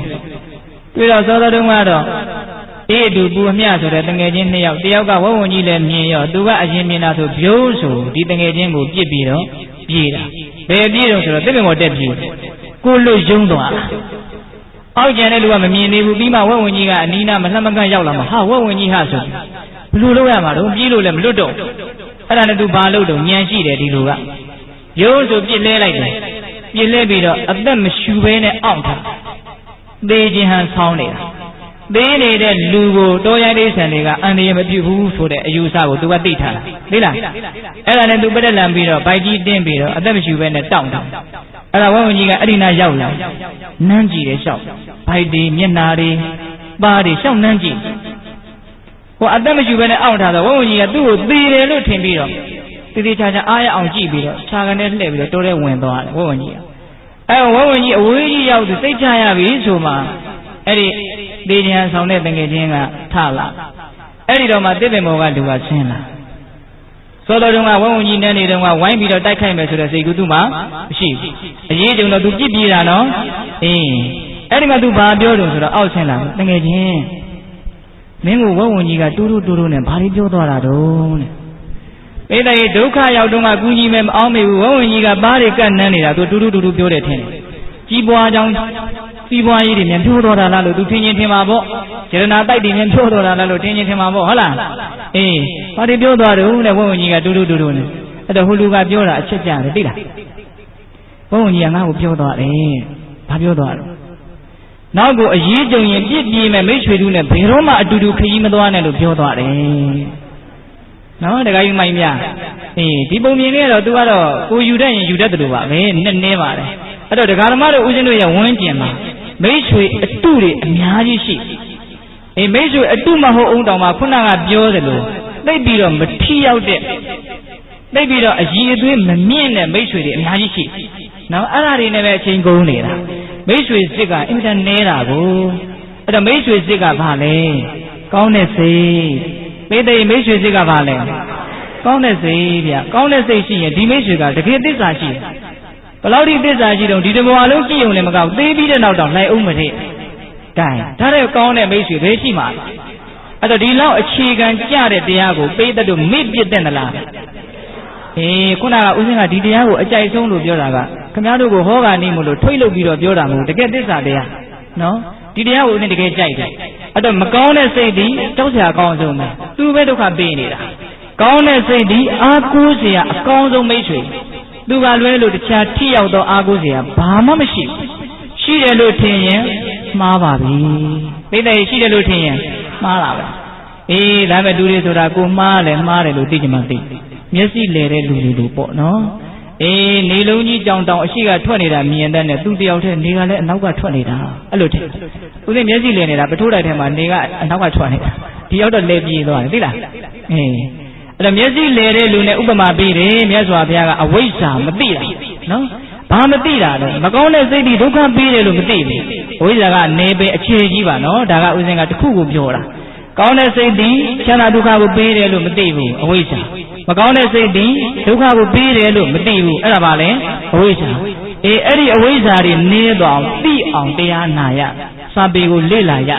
ဟုတ်ရလားတခါကြီးမိုက်များအေးအဲ့ဒီအတိဒီတန်ဖို့ရှိဆုံးပဲလူတွေဟာကိုသိတယ်လို့လုပ်ကြတာဗျဒီတဲ့လူတွေဟာပါလဲကိုသိတယ်လို့လုပ်ကြတာလုပ်တယ်လို့ဖြစ်ကြတာနော်ချမ်းသာဆင်းရဲကိုအလုတ်ကကြိုးကင်ထားကောင်းတာလုပ်တယ်ကောင်းတာပြောတယ်ကောင်းတာကြံတချို့ကမကောင်းတာလုပ်တယ်မကောင်းတာပြောတယ်မကောင်းတာကြံအဲ့ဒီကံနှစ်ပါးကချမ်းသာဒုက္ခကိုဖန်တီးနေတာကောင်းတာလုပ်ပြောကြံတဲ့ပုဂ္ဂိုလ်အတွက်ချမ်းသာမကောင်းတာလုပ်ပြောကြံတဲ့ပုဂ္ဂိုလ်အတွက်ဆင်းရဲအဲ့လိုဖန်တီးနေအဲ့ဒီကံအဲ့ဒီအလုတ်တွေကိုဘယ်သူကဖန်တီးနေတော့အတိကဖန်တီးနေတာကိုသိတယ်လို့လုပ်တာကိုမှန်တယ်ထင်တယ်လို့လုပ်နေကြနော်အေးဒါကြောင့်အတိရှိဖို့အရေးမကြီးဘူးလား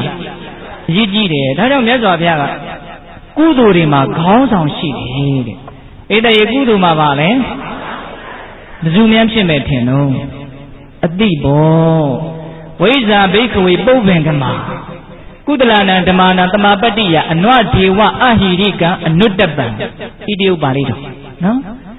ကုသိုလ်တရားတွေမှာဝိဇ္ဇာဆိုတဲ့အတိကခေါင်းဆောင်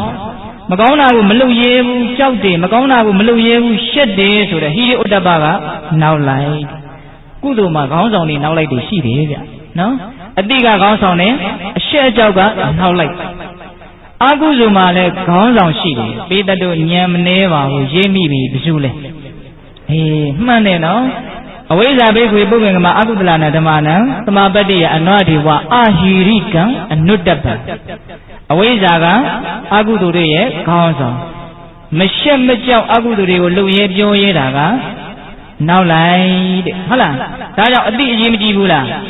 အရေးကြီးတယ်အဲ့ဒီအတိကိုသာသနာတော်နဲ့တွေ့တဲ့အခါမှာကြည်ကြည်ပြန့်ပြန့်ရအောင်မကြိုးစားသင့်ဘူးလားကြိုးစားသင့်တယ်အဲ့ဒီမြတ်စွာဘုရားရဲ့ဒေသနာတော်တွေဟာတကယ်စင်စစ်တော့အလင်းရောင်နေတယ်ဗျပိဋကတို့ရဲ့မြတ်စွာဘုရားရဲ့ဒေသနာတော်ဆိုတာပါလေအလင်းရောင်နေတကယ်လို့အလင်းရောင်လာမရှိဘူးဆိုရင်ခင်ဗျားတို့ကျုပ်တို့တန်လျာခရီးလေခရီးသွားတွေအတွက်ခလုတ်လဲတိုက်ချင်တယ်လို့တိုက်မှာပဲစူးလဲညှိမှာပဲမပွေးလဲတက်နင်းညင်နင်းမှာပဲကြောက်သေးလဲကျွန်းပြန်ချခြင်းကြမှာပဲဘာကြောင့်လဲဆိုတော့မှောင်းနေတယ်ပိဋကဘာဖြစ်နေလဲမှောင်းနေတယ်အမောင်နဲ့လမ်းသွားတဲ့ပုဂ္ဂိုလ်အတွက်ချောမွေ့ဖွယ်ရာဟာမျောလင့်စရာမရှိဘူးအဲ့တော့အခုတရားဓမ္မတို့ဦးဇင်းတို့တွေမှာကံအားလျော်စွာအဲ့ဒီအလင်းရောင်ရဲ့အောက်မှာရောက်နေအဲ့ဒီအလင်းရောင်မရှိတော့ဘူးသာသနာကွယ်သွားပြီဆိုလို့ရှိရင်ဘယ်လောက်ပဲဉာဏ်ရှိရှိစိတ်ကောင်းနှလုံးကောင်းရှိရှိလူတွေဟာတယောက်နဲ့တယောက်သိထူးတော့မှမဟုတ်တော့ဦးဇင်းတို့တောင်မြတ်တော်ကြီးရေးထားတာရှိတယ်မို့လားဘုရားရှင်တော်မပွင့်ပေါ်လင်ဘုရားရှင်တော်မပွင့်ပေါ်လင်လူတော်အများစိတ်ကောင်းထားလေဤကားကုသိုလ်အကုသိုလ်နဲ့ထိုးထိုးဘုံဘဝမတိကြများလအပြစ်တွေဘုရားမပွင့်ပေါ်လို့အလင်းရောင်တာမရှိဘူးဆိုရင်ကုသိုလ်အကုသိုလ်မတိနောက်ဘဝရှိဘဝဆိုတာလက်မခံထင်ရလောက်ကြမှာပဲတဲ့ဟုတ်လားတခါကြီးမိုက်များအေးဒါကြောင့်ဒေသနာတော်ဒီဘာနဲ့တူလဲအလင်းရောင်နဲ့တူတယ်အေးလူငယ်တွေအတွက်မှတ်စရာနောက်ထပ်ပုံမြင်တစ်ပုဒ်ပြောအောင်မယ်ဒီအလင်းရောင်နဲ့ပတ်သက်ပြီးတော့ခြေတုံးကမျက်စိနှစ်ဖက်ပြက်နေတဲ့အကန့်ကြီးတစ်ယောက်ရှိတယ်တဲ့သားတော်သမီးကဆွေမရှိမျိုးမရှိတောင်းရန်စားတော့ရတောင်းမွေးလေးတစ်ချောင်းလက်ဆွဲပြီးတော့အဲ့လိုတောင်းရန်စားတော့ဒီလိုနဲ့နှစ်တေလာတွေကြားလာတော့တနေ့တော့လူတစ်ယောက်ကပြောတယ်ပကံကြီးခမည်းကိုကျုပ်အင်မတန်သနာတယ်ဒါကြောင့်ခမည်းအထောက်အကူရဖို့အတွက်ဟောဒီမီးအိမ်ကလေးကိုသွားလေရယူသွားပါလို့မီးအိမ်ကလေးတစ်လုံးပေးတဲ့နော်အဲ့တော့အကန်းကြီးကပြန်ပြောတယ် မျက်စိနှစ်ဖက်ပြက်နေတဲ့ငါလိုအကန်းကိုမီးအိမ်ပေးလို့ဘာအကျိုးကျေးဇူးရှိမှလဲတဲ့ပိဋကရဲ့အကန်းကြီးပြောတာဟုတ်လားဟုတ်လားဆိုတော့ဟုတ်ပါတယ်ပြောတာပေါ့ပြီးမှမဟုတ်ဘူးမပြောနဲ့နော်အကန်းကြီးကပြောတာငါလိုမျက်စိကန်းနေတဲ့လူအတွက်ဒီမီးအိမ်ကြီးကဘာအကျိုးရှိမှလဲလို့ပြန်ပြောတယ်အဲ့တော့ဟိုလူကခမည်းအတွက်အကျိုးမရှိဘူးမပြောပါနဲ့တဲ့ညတိုင်မှာခမည်းကဒီမီးအိမ်လေးကိုထွန်းသွားရင်ဘေးကလူတွေကခမည်းရဲ့မီးရောင်ကိုမြင်ပြီးတော့ခမည်းကိုဝင်မတိုက်တော့ဘူးတဲ့ခမည်းကိုဒီပြင်လူတွေကရှောင်သွားမယ်သူကတော့မရှောင်နိုင်ဘူးလေမျက်စိကန်းနေတာကိုပိဋကရဲ့မီးအိမ်ကအကန်းအတွက်အကျိုးရှိသွားပြီလားရှိလားမေးတော့ရှိသွားပြီဟုတ်လားအကျိုးရှိသွားပြီနော်အဲ့ဒီမှာအကန်းကြီးကသဘောကျပြီးတော့တီးလုံးကြိုက်ပြီးတော့အဲ့ဒီမီးအိမ်ကလေးယူသွားတယ်အဲ့ဒီလိုနဲ့အဲ့ဒါမီးအိမ်ကလေးဆွဲပြီးတော့ခရီးသွားတနေ့ကြတော့ညတညဒိုင်းဆိုလူတယောက်နဲ့ဝင်တိုက်အဲ့ဒီမှာအကန်းကြီးကဟေးကန်းနေသလားငါ့ကိုဝင်တိုက်တဲ့ကွအကန်းကအရှင်ပြောတယ်သိလားအဲ့တော့ဟိုလူကဘာပြောလို့ကျုပ်မကန်းပါဘူးဗျာမမြင်လို့ဝင်တိုက်တာဟာတကယ်မှန်တယ်တော့မကန်းဘူးမမြင်လို့ဝင်တိုက်တာ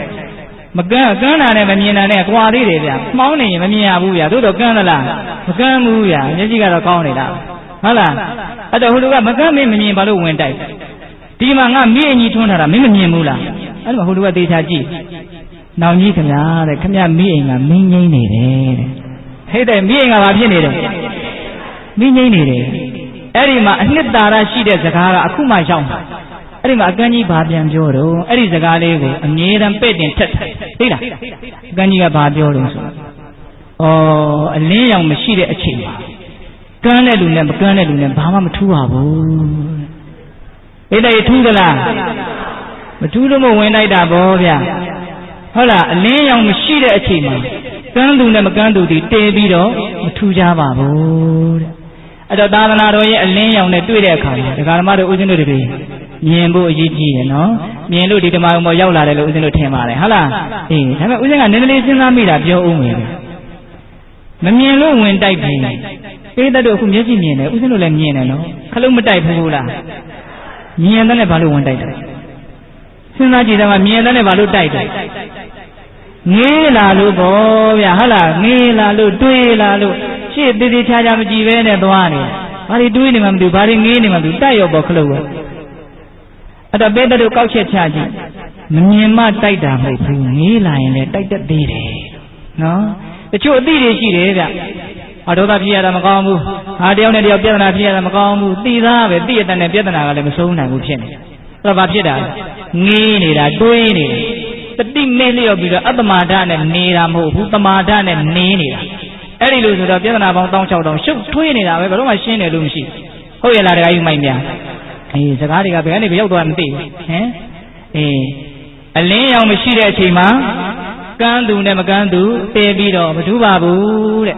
ဒါကိုဦးဇင်းကဘာကိုဂုံတင်နေတာလဲဆိုတော့သာသနာတော်ရဲ့အလင်းရောင်ကိုဂုံတင်နေတာသာသနာတော်တကယ်လို့များမရှိခဲ့ဘူးဆိုလို့ရှိရင်ခင်ဗျားတို့ကျတို့ဒါတဲ့အများကြီးပိုအခြေအနေဆိုမယ်လို့အရှိကြည့်ပြီးတော့ပြောတာနော်ဒါကြောင့်အလင်းရောင်နဲ့တွေ့တဲ့အခါမှာမြင်အောင်ကြိုးစားနိုင်ကြပါစေနောက်တစ်ချက်မြင်ပြီးရင်လည်းမငေးကြပါနဲ့ဟုတ်လားတခါကြီးမိုင်းများ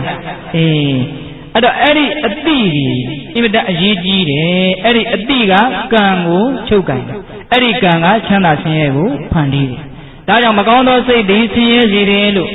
မသိသင့်ဘူးလားကောင်းသောစိတ်တွေချမ်းသာစေရင်နောက်ဆုံးနိဗ္ဗာန်ပို့တာလေဒီကောင်းတဲ့စိတ်ကပို့တာလို့မသိသင့်ဘူးလားသိသင့်တယ်အဲ့ဒီအတိဘာနဲ့တန်ဖိုးဖြတ်မလဲဘာနဲ့မှတန်ဖိုးဖြတ်လို့မရဘူးဗျာနော်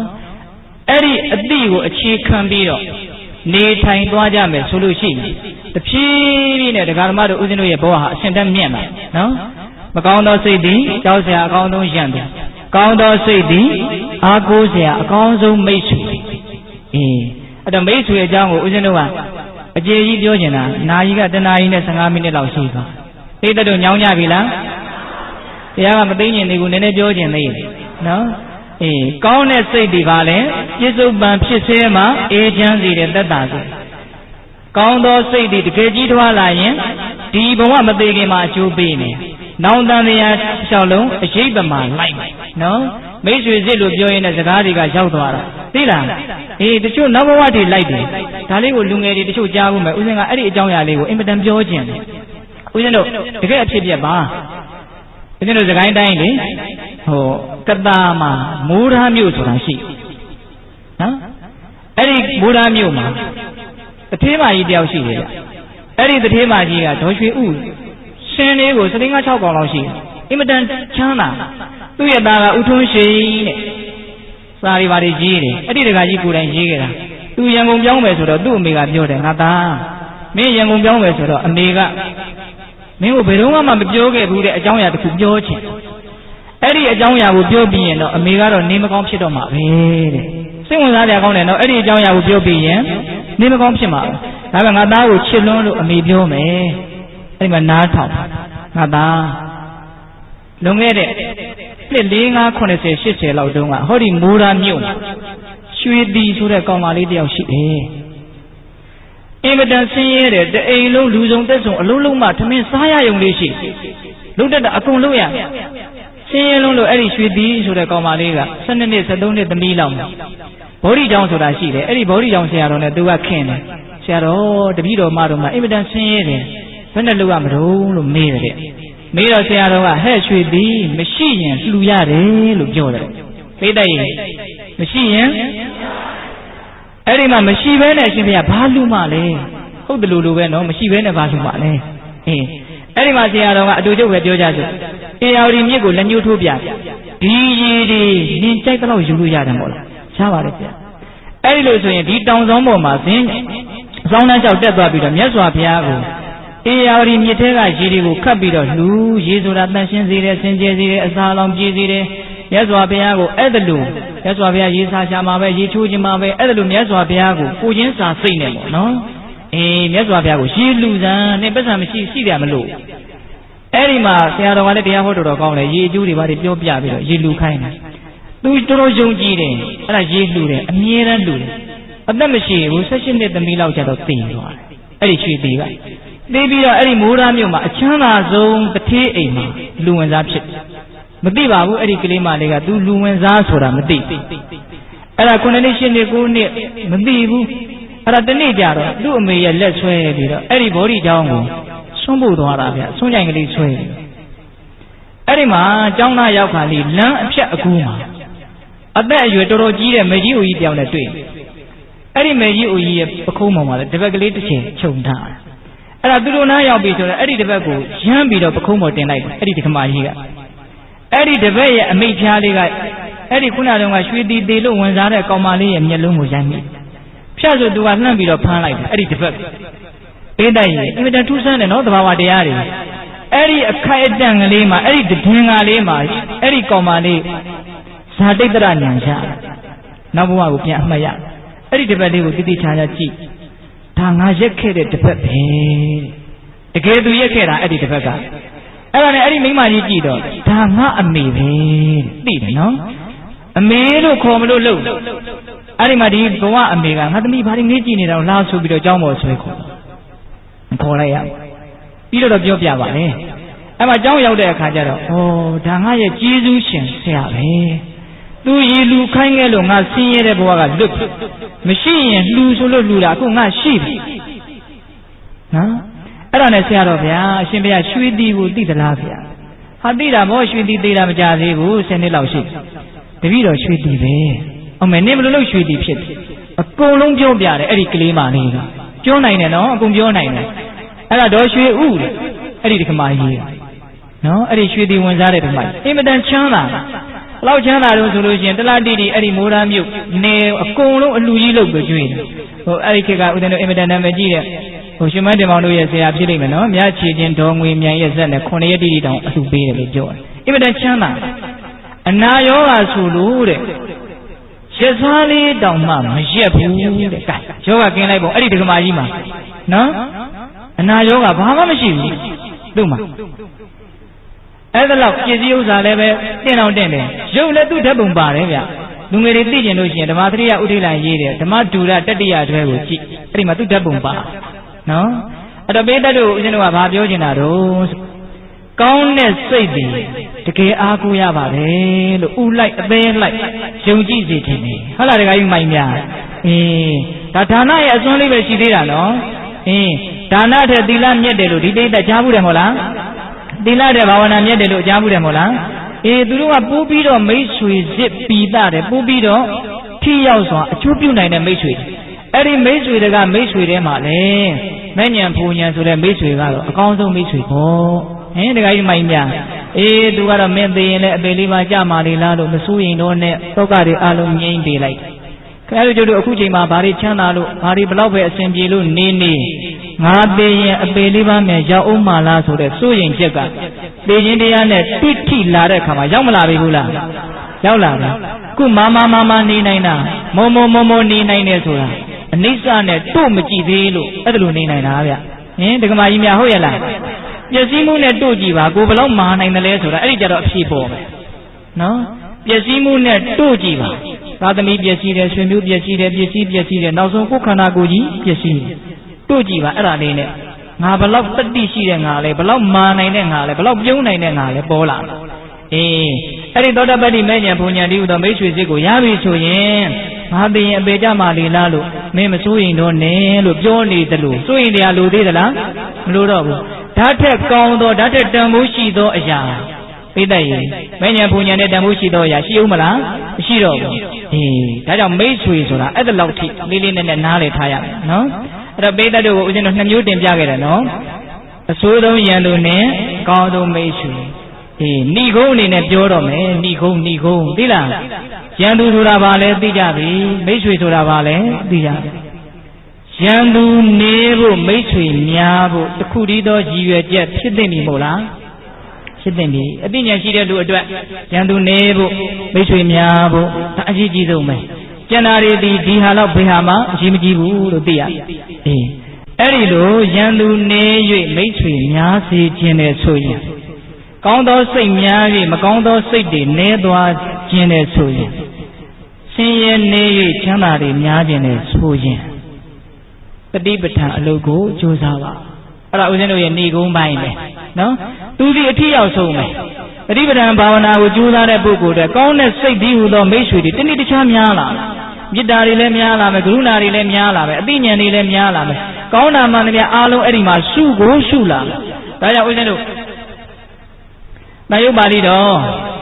မြတ်စွာဘုရားတတိပဌာနာဝတ်မှာကုသိုလ်လို့ပြောခြင်းလို့ရှိရင်တတိပဌာန်၄ပါးကိုသာပြောလိုက်ဘာအကုသိုလ်မှမရောတဲ့တက်ကုသိုလ်ပဲတဲ့တတိပဌာန်ဆိုတာနော်တခါကြီးမိုင်းမြတ်ကောင်းတဲ့စိတ်တွေများလာမယ်ယူသားလာမယ်ဖြောင့်မတ်လာမယ်အေးချမ်းလာမယ်အဲ့ဒီလူရဲ့ဘဝနော်မကောင်းတဲ့စိတ်တွေဟူသောယံသူတွေနည်းခြင်းရင်လည်းအဲ့ဒီတတိပဌာန်ကိုပဲကြိုးစားရသူသိတာဟုတ်ဗျမကောင်းတဲ့စိတ်ဖြစ်လည်းသိတယ်ဒါစိတ်တ ानु ပဒနာကိုပြောတာနော်ကောင်းတဲ့စိတ်ဖြစ်ရင်လည်းသိတယ်သိပါများတဲ့အခါကျတော့မကောင်းတဲ့စိတ်ဖြစ်ရတာမသက်သာဘူးလို့သိတာဟောတက်လာတယ်နော်ဉာဏ်ကတက်လာတယ်နော်ကောင်းတဲ့စိတ်ဖြစ်ရတာတော်တော်အဆင့်မြင့်တယ်တော်တော်ချမ်းသာတယ်လို့သိလာခုဒီကဓမ္မတို့ဦးဇင်းတို့တွေကတာမန်မျက်စိနဲ့မြင်ရတဲ့ချမ်းသာနားနဲ့ကြားရတဲ့ချမ်းသာလောက်ကိုသာကျွမ်းကျင်ရှိတာကိုဗျနော်တခါကြီးမိုက်ကိုယ်စိတ်ကိုကြည့်ပြီးတော့လောဘဖြစ်ရတာဆင်းရဲတယ်လောဘမဖြစ်ရတာချမ်းသာတယ်လို့ဒီလိုသိဖို့ကြတော့လွယ်သလားမလွယ်ဘူးခဏခဏကြည့်ပါများလို့ရှိရင်ကောင်းတဲ့စိတ်ဖြစ်ရတာတော်တော်သက်သာတကူတော်တော်လည်းမြင့်မြတ်တကူလို့သိလာအဲ့တော့ကောင်းတဲ့စိတ်တွေကိုခဏခဏဖြစ်ချင်လာမကောင်းတဲ့စိတ်ကိုအမြဲတမ်းလိုဆက်ဆုပ်လာတယ်ပယ်ခြင်းလာတယ်ဒီသဘောဖြစ်လာအဲ့ဒါစိတ်ကိုကြည်ရင်လည်းဖြစ်မှာနော်အဲ့ဒီလိုပဲကာယ ानु ပဒနာတခြားဝေဒနာ ानु ပဒနာစိတ် ानु ပဒနာဒီခန္ဓာကိုယ်ကြီးကိုကြည့်တာပါပဲနော်အဲ့ဒီလိုခန္ဓာကိုယ်ရဲ့သဘောအမှန်တွေကိုအမှန်တိုင်းသိအောင်တတိပဌာန်နည်းအရာမိမိတို့စူးစူးဆိုင်ဆိုင်နဲ့တတိထားပြီးတော့ကြိုးစားနေမယ်ဆိုလို့ရှိရင်မမြဲဘူးဆိုတာလည်းသိဆင်းရဲတယ်ဆိုတာလည်းသိမယ်အနှစ်သာရဘာမှမရှိဘူးဖြစ်เสียအကြောင်းရှိလို့ဖြစ်နေတဲ့အနတ္တတရားတွေလို့လည်းသိနေအဲ့ဒီလိုသိလာလို့ရှိရင်ပူလောင်စေတတ်တဲ့မကောင်းတဲ့စိတ်တွေဟာသိတာနဲ့အမျှနေသွားတယ်ဟုတ်ရလားဘယ်ဆေးနဲ့မှအဲ့ဒီယောဂါကိုကုလို့မရဘူးဗျဒီဆေးနဲ့မှကုလို့ရနော်တခါကြီးမိုင်းများမကောင်းတဲ့စိတ်ဒီဟူသောယောဂါကိုဒီဆေးနဲ့ပဲကုလို့ရတယ်တခြားသောဆေးနဲ့ကုလို့မရဘူးကောင်းတဲ့စိတ်ဒီဟူသောချမ်းသာဒုက္ခရခြင်းတယ်ဆိုရင်လည်းဒီဆေးစားမှာပဲချမ်းသာဒုက္ခကရမယ်ဟုတ်လားတခါကြီးမိုင်းများဒါကြောင့်တတိပဌာန်တို့ကိုကြိုးစားရင်ယံသူအဆိုးဆုံးဖြစ်တဲ့မကောင်းသောစိတ်လည်းတဖြည်းဖြည်းနဲ့မဖြစ်မလဲ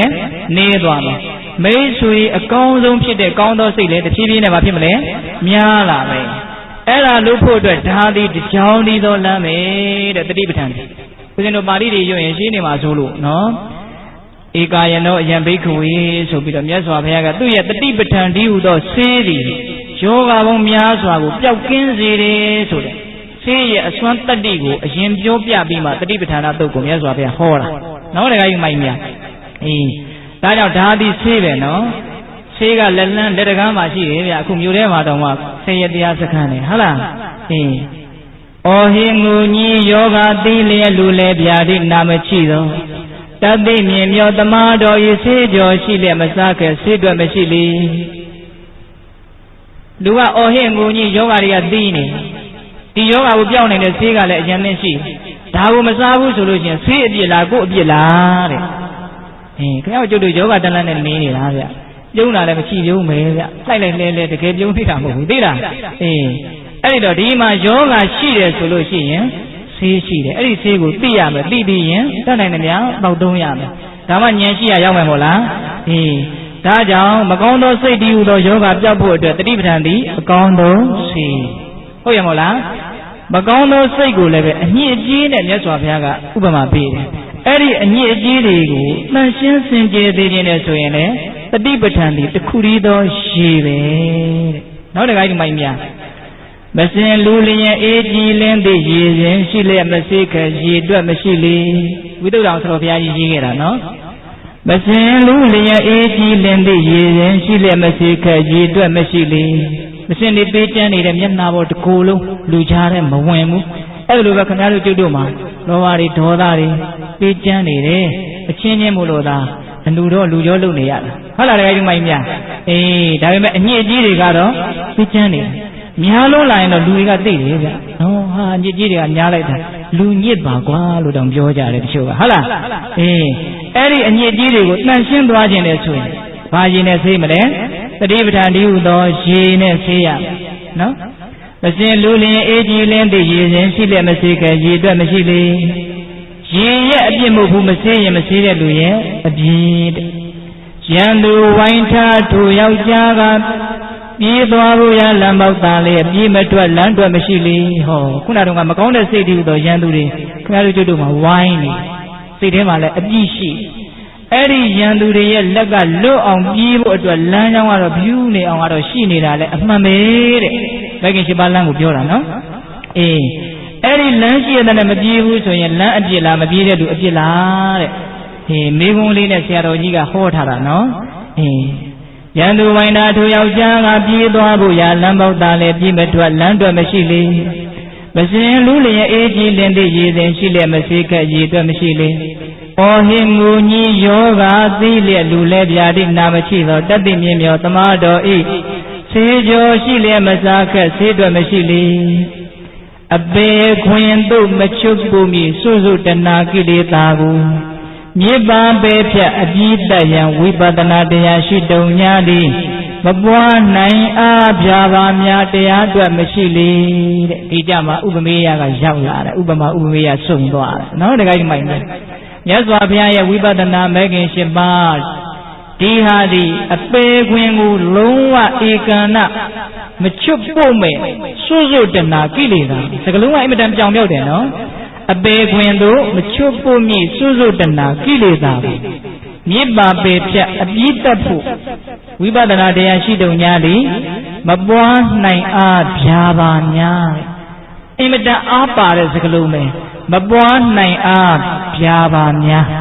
ကိုယ်ဟာလေးနဲ့ကိုဖြာပါတာတွေများနေတယ်လူငယ်တွေကလည်းလူငယ်လျောက်ပြောဖို့ပါဖို့ကိုယ်စိတ်ကူးနဲ့ကို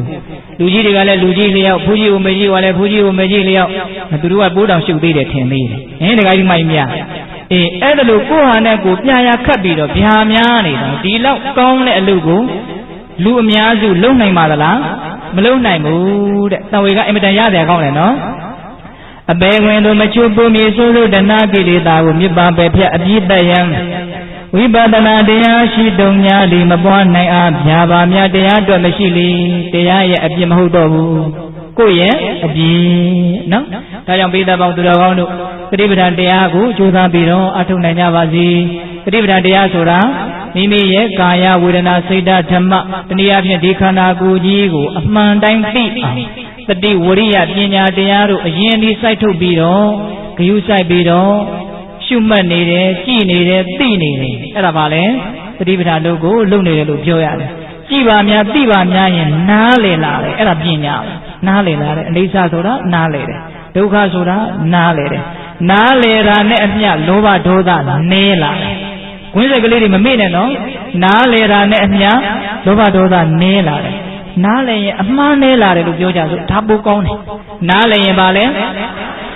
အမှားတွေများနေတာနားမလည်လို့မှားတာ။သင်္ချာပု္ပ္ပာတပုတ်တွေ့တယ်။နားမလည်သေးသမျှတော့အမှန်မရောက်ဘူးအမှားကြီးပဲ။ဟုတ်ရဲ့လားတခါကြီးမိုင်းများ။နားလည်ရင်မှားသေးသလား။အေးနားလည်ရင်နားလည်သလောက်အမှားနည်းတယ်။အမှားနည်းရင်ဆင်းရဲနေတာပဲ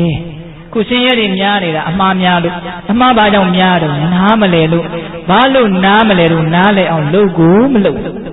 ပေးလိုက်ဒါနလောက်နဲ့မရဘူးနော်အတိလားလောက်နဲ့လည်းမရဘူးတကယ်နားလေခြင်းရင်တကယ်ကြိုးစားရပို့တန်တယ်နဲ့မရဘူးဘယ်ပို့တန်တယ်နဲ့ရမလဲဒါတဲ့ဖို့တန်တာဘာမှမရှိဘူးနော်ငွေကလေးရဖို့အတွက်တချို့အသက်တောင်ဆွံ့ရငွေအတွက်တောင်အသက်ဆွံ့ရတယ်မဟုတ်လားအဲ့ဒီငွေတဲ့ဒီအတိဉာဏ်ဒီဘလောက်ပို့ပြီးတော့ဖို့တန်တယ်လို့ဘယ်သူတန်ဖို့ဖြတ်နိုင်မလဲသူဒီအတုမဲ့ယရနာ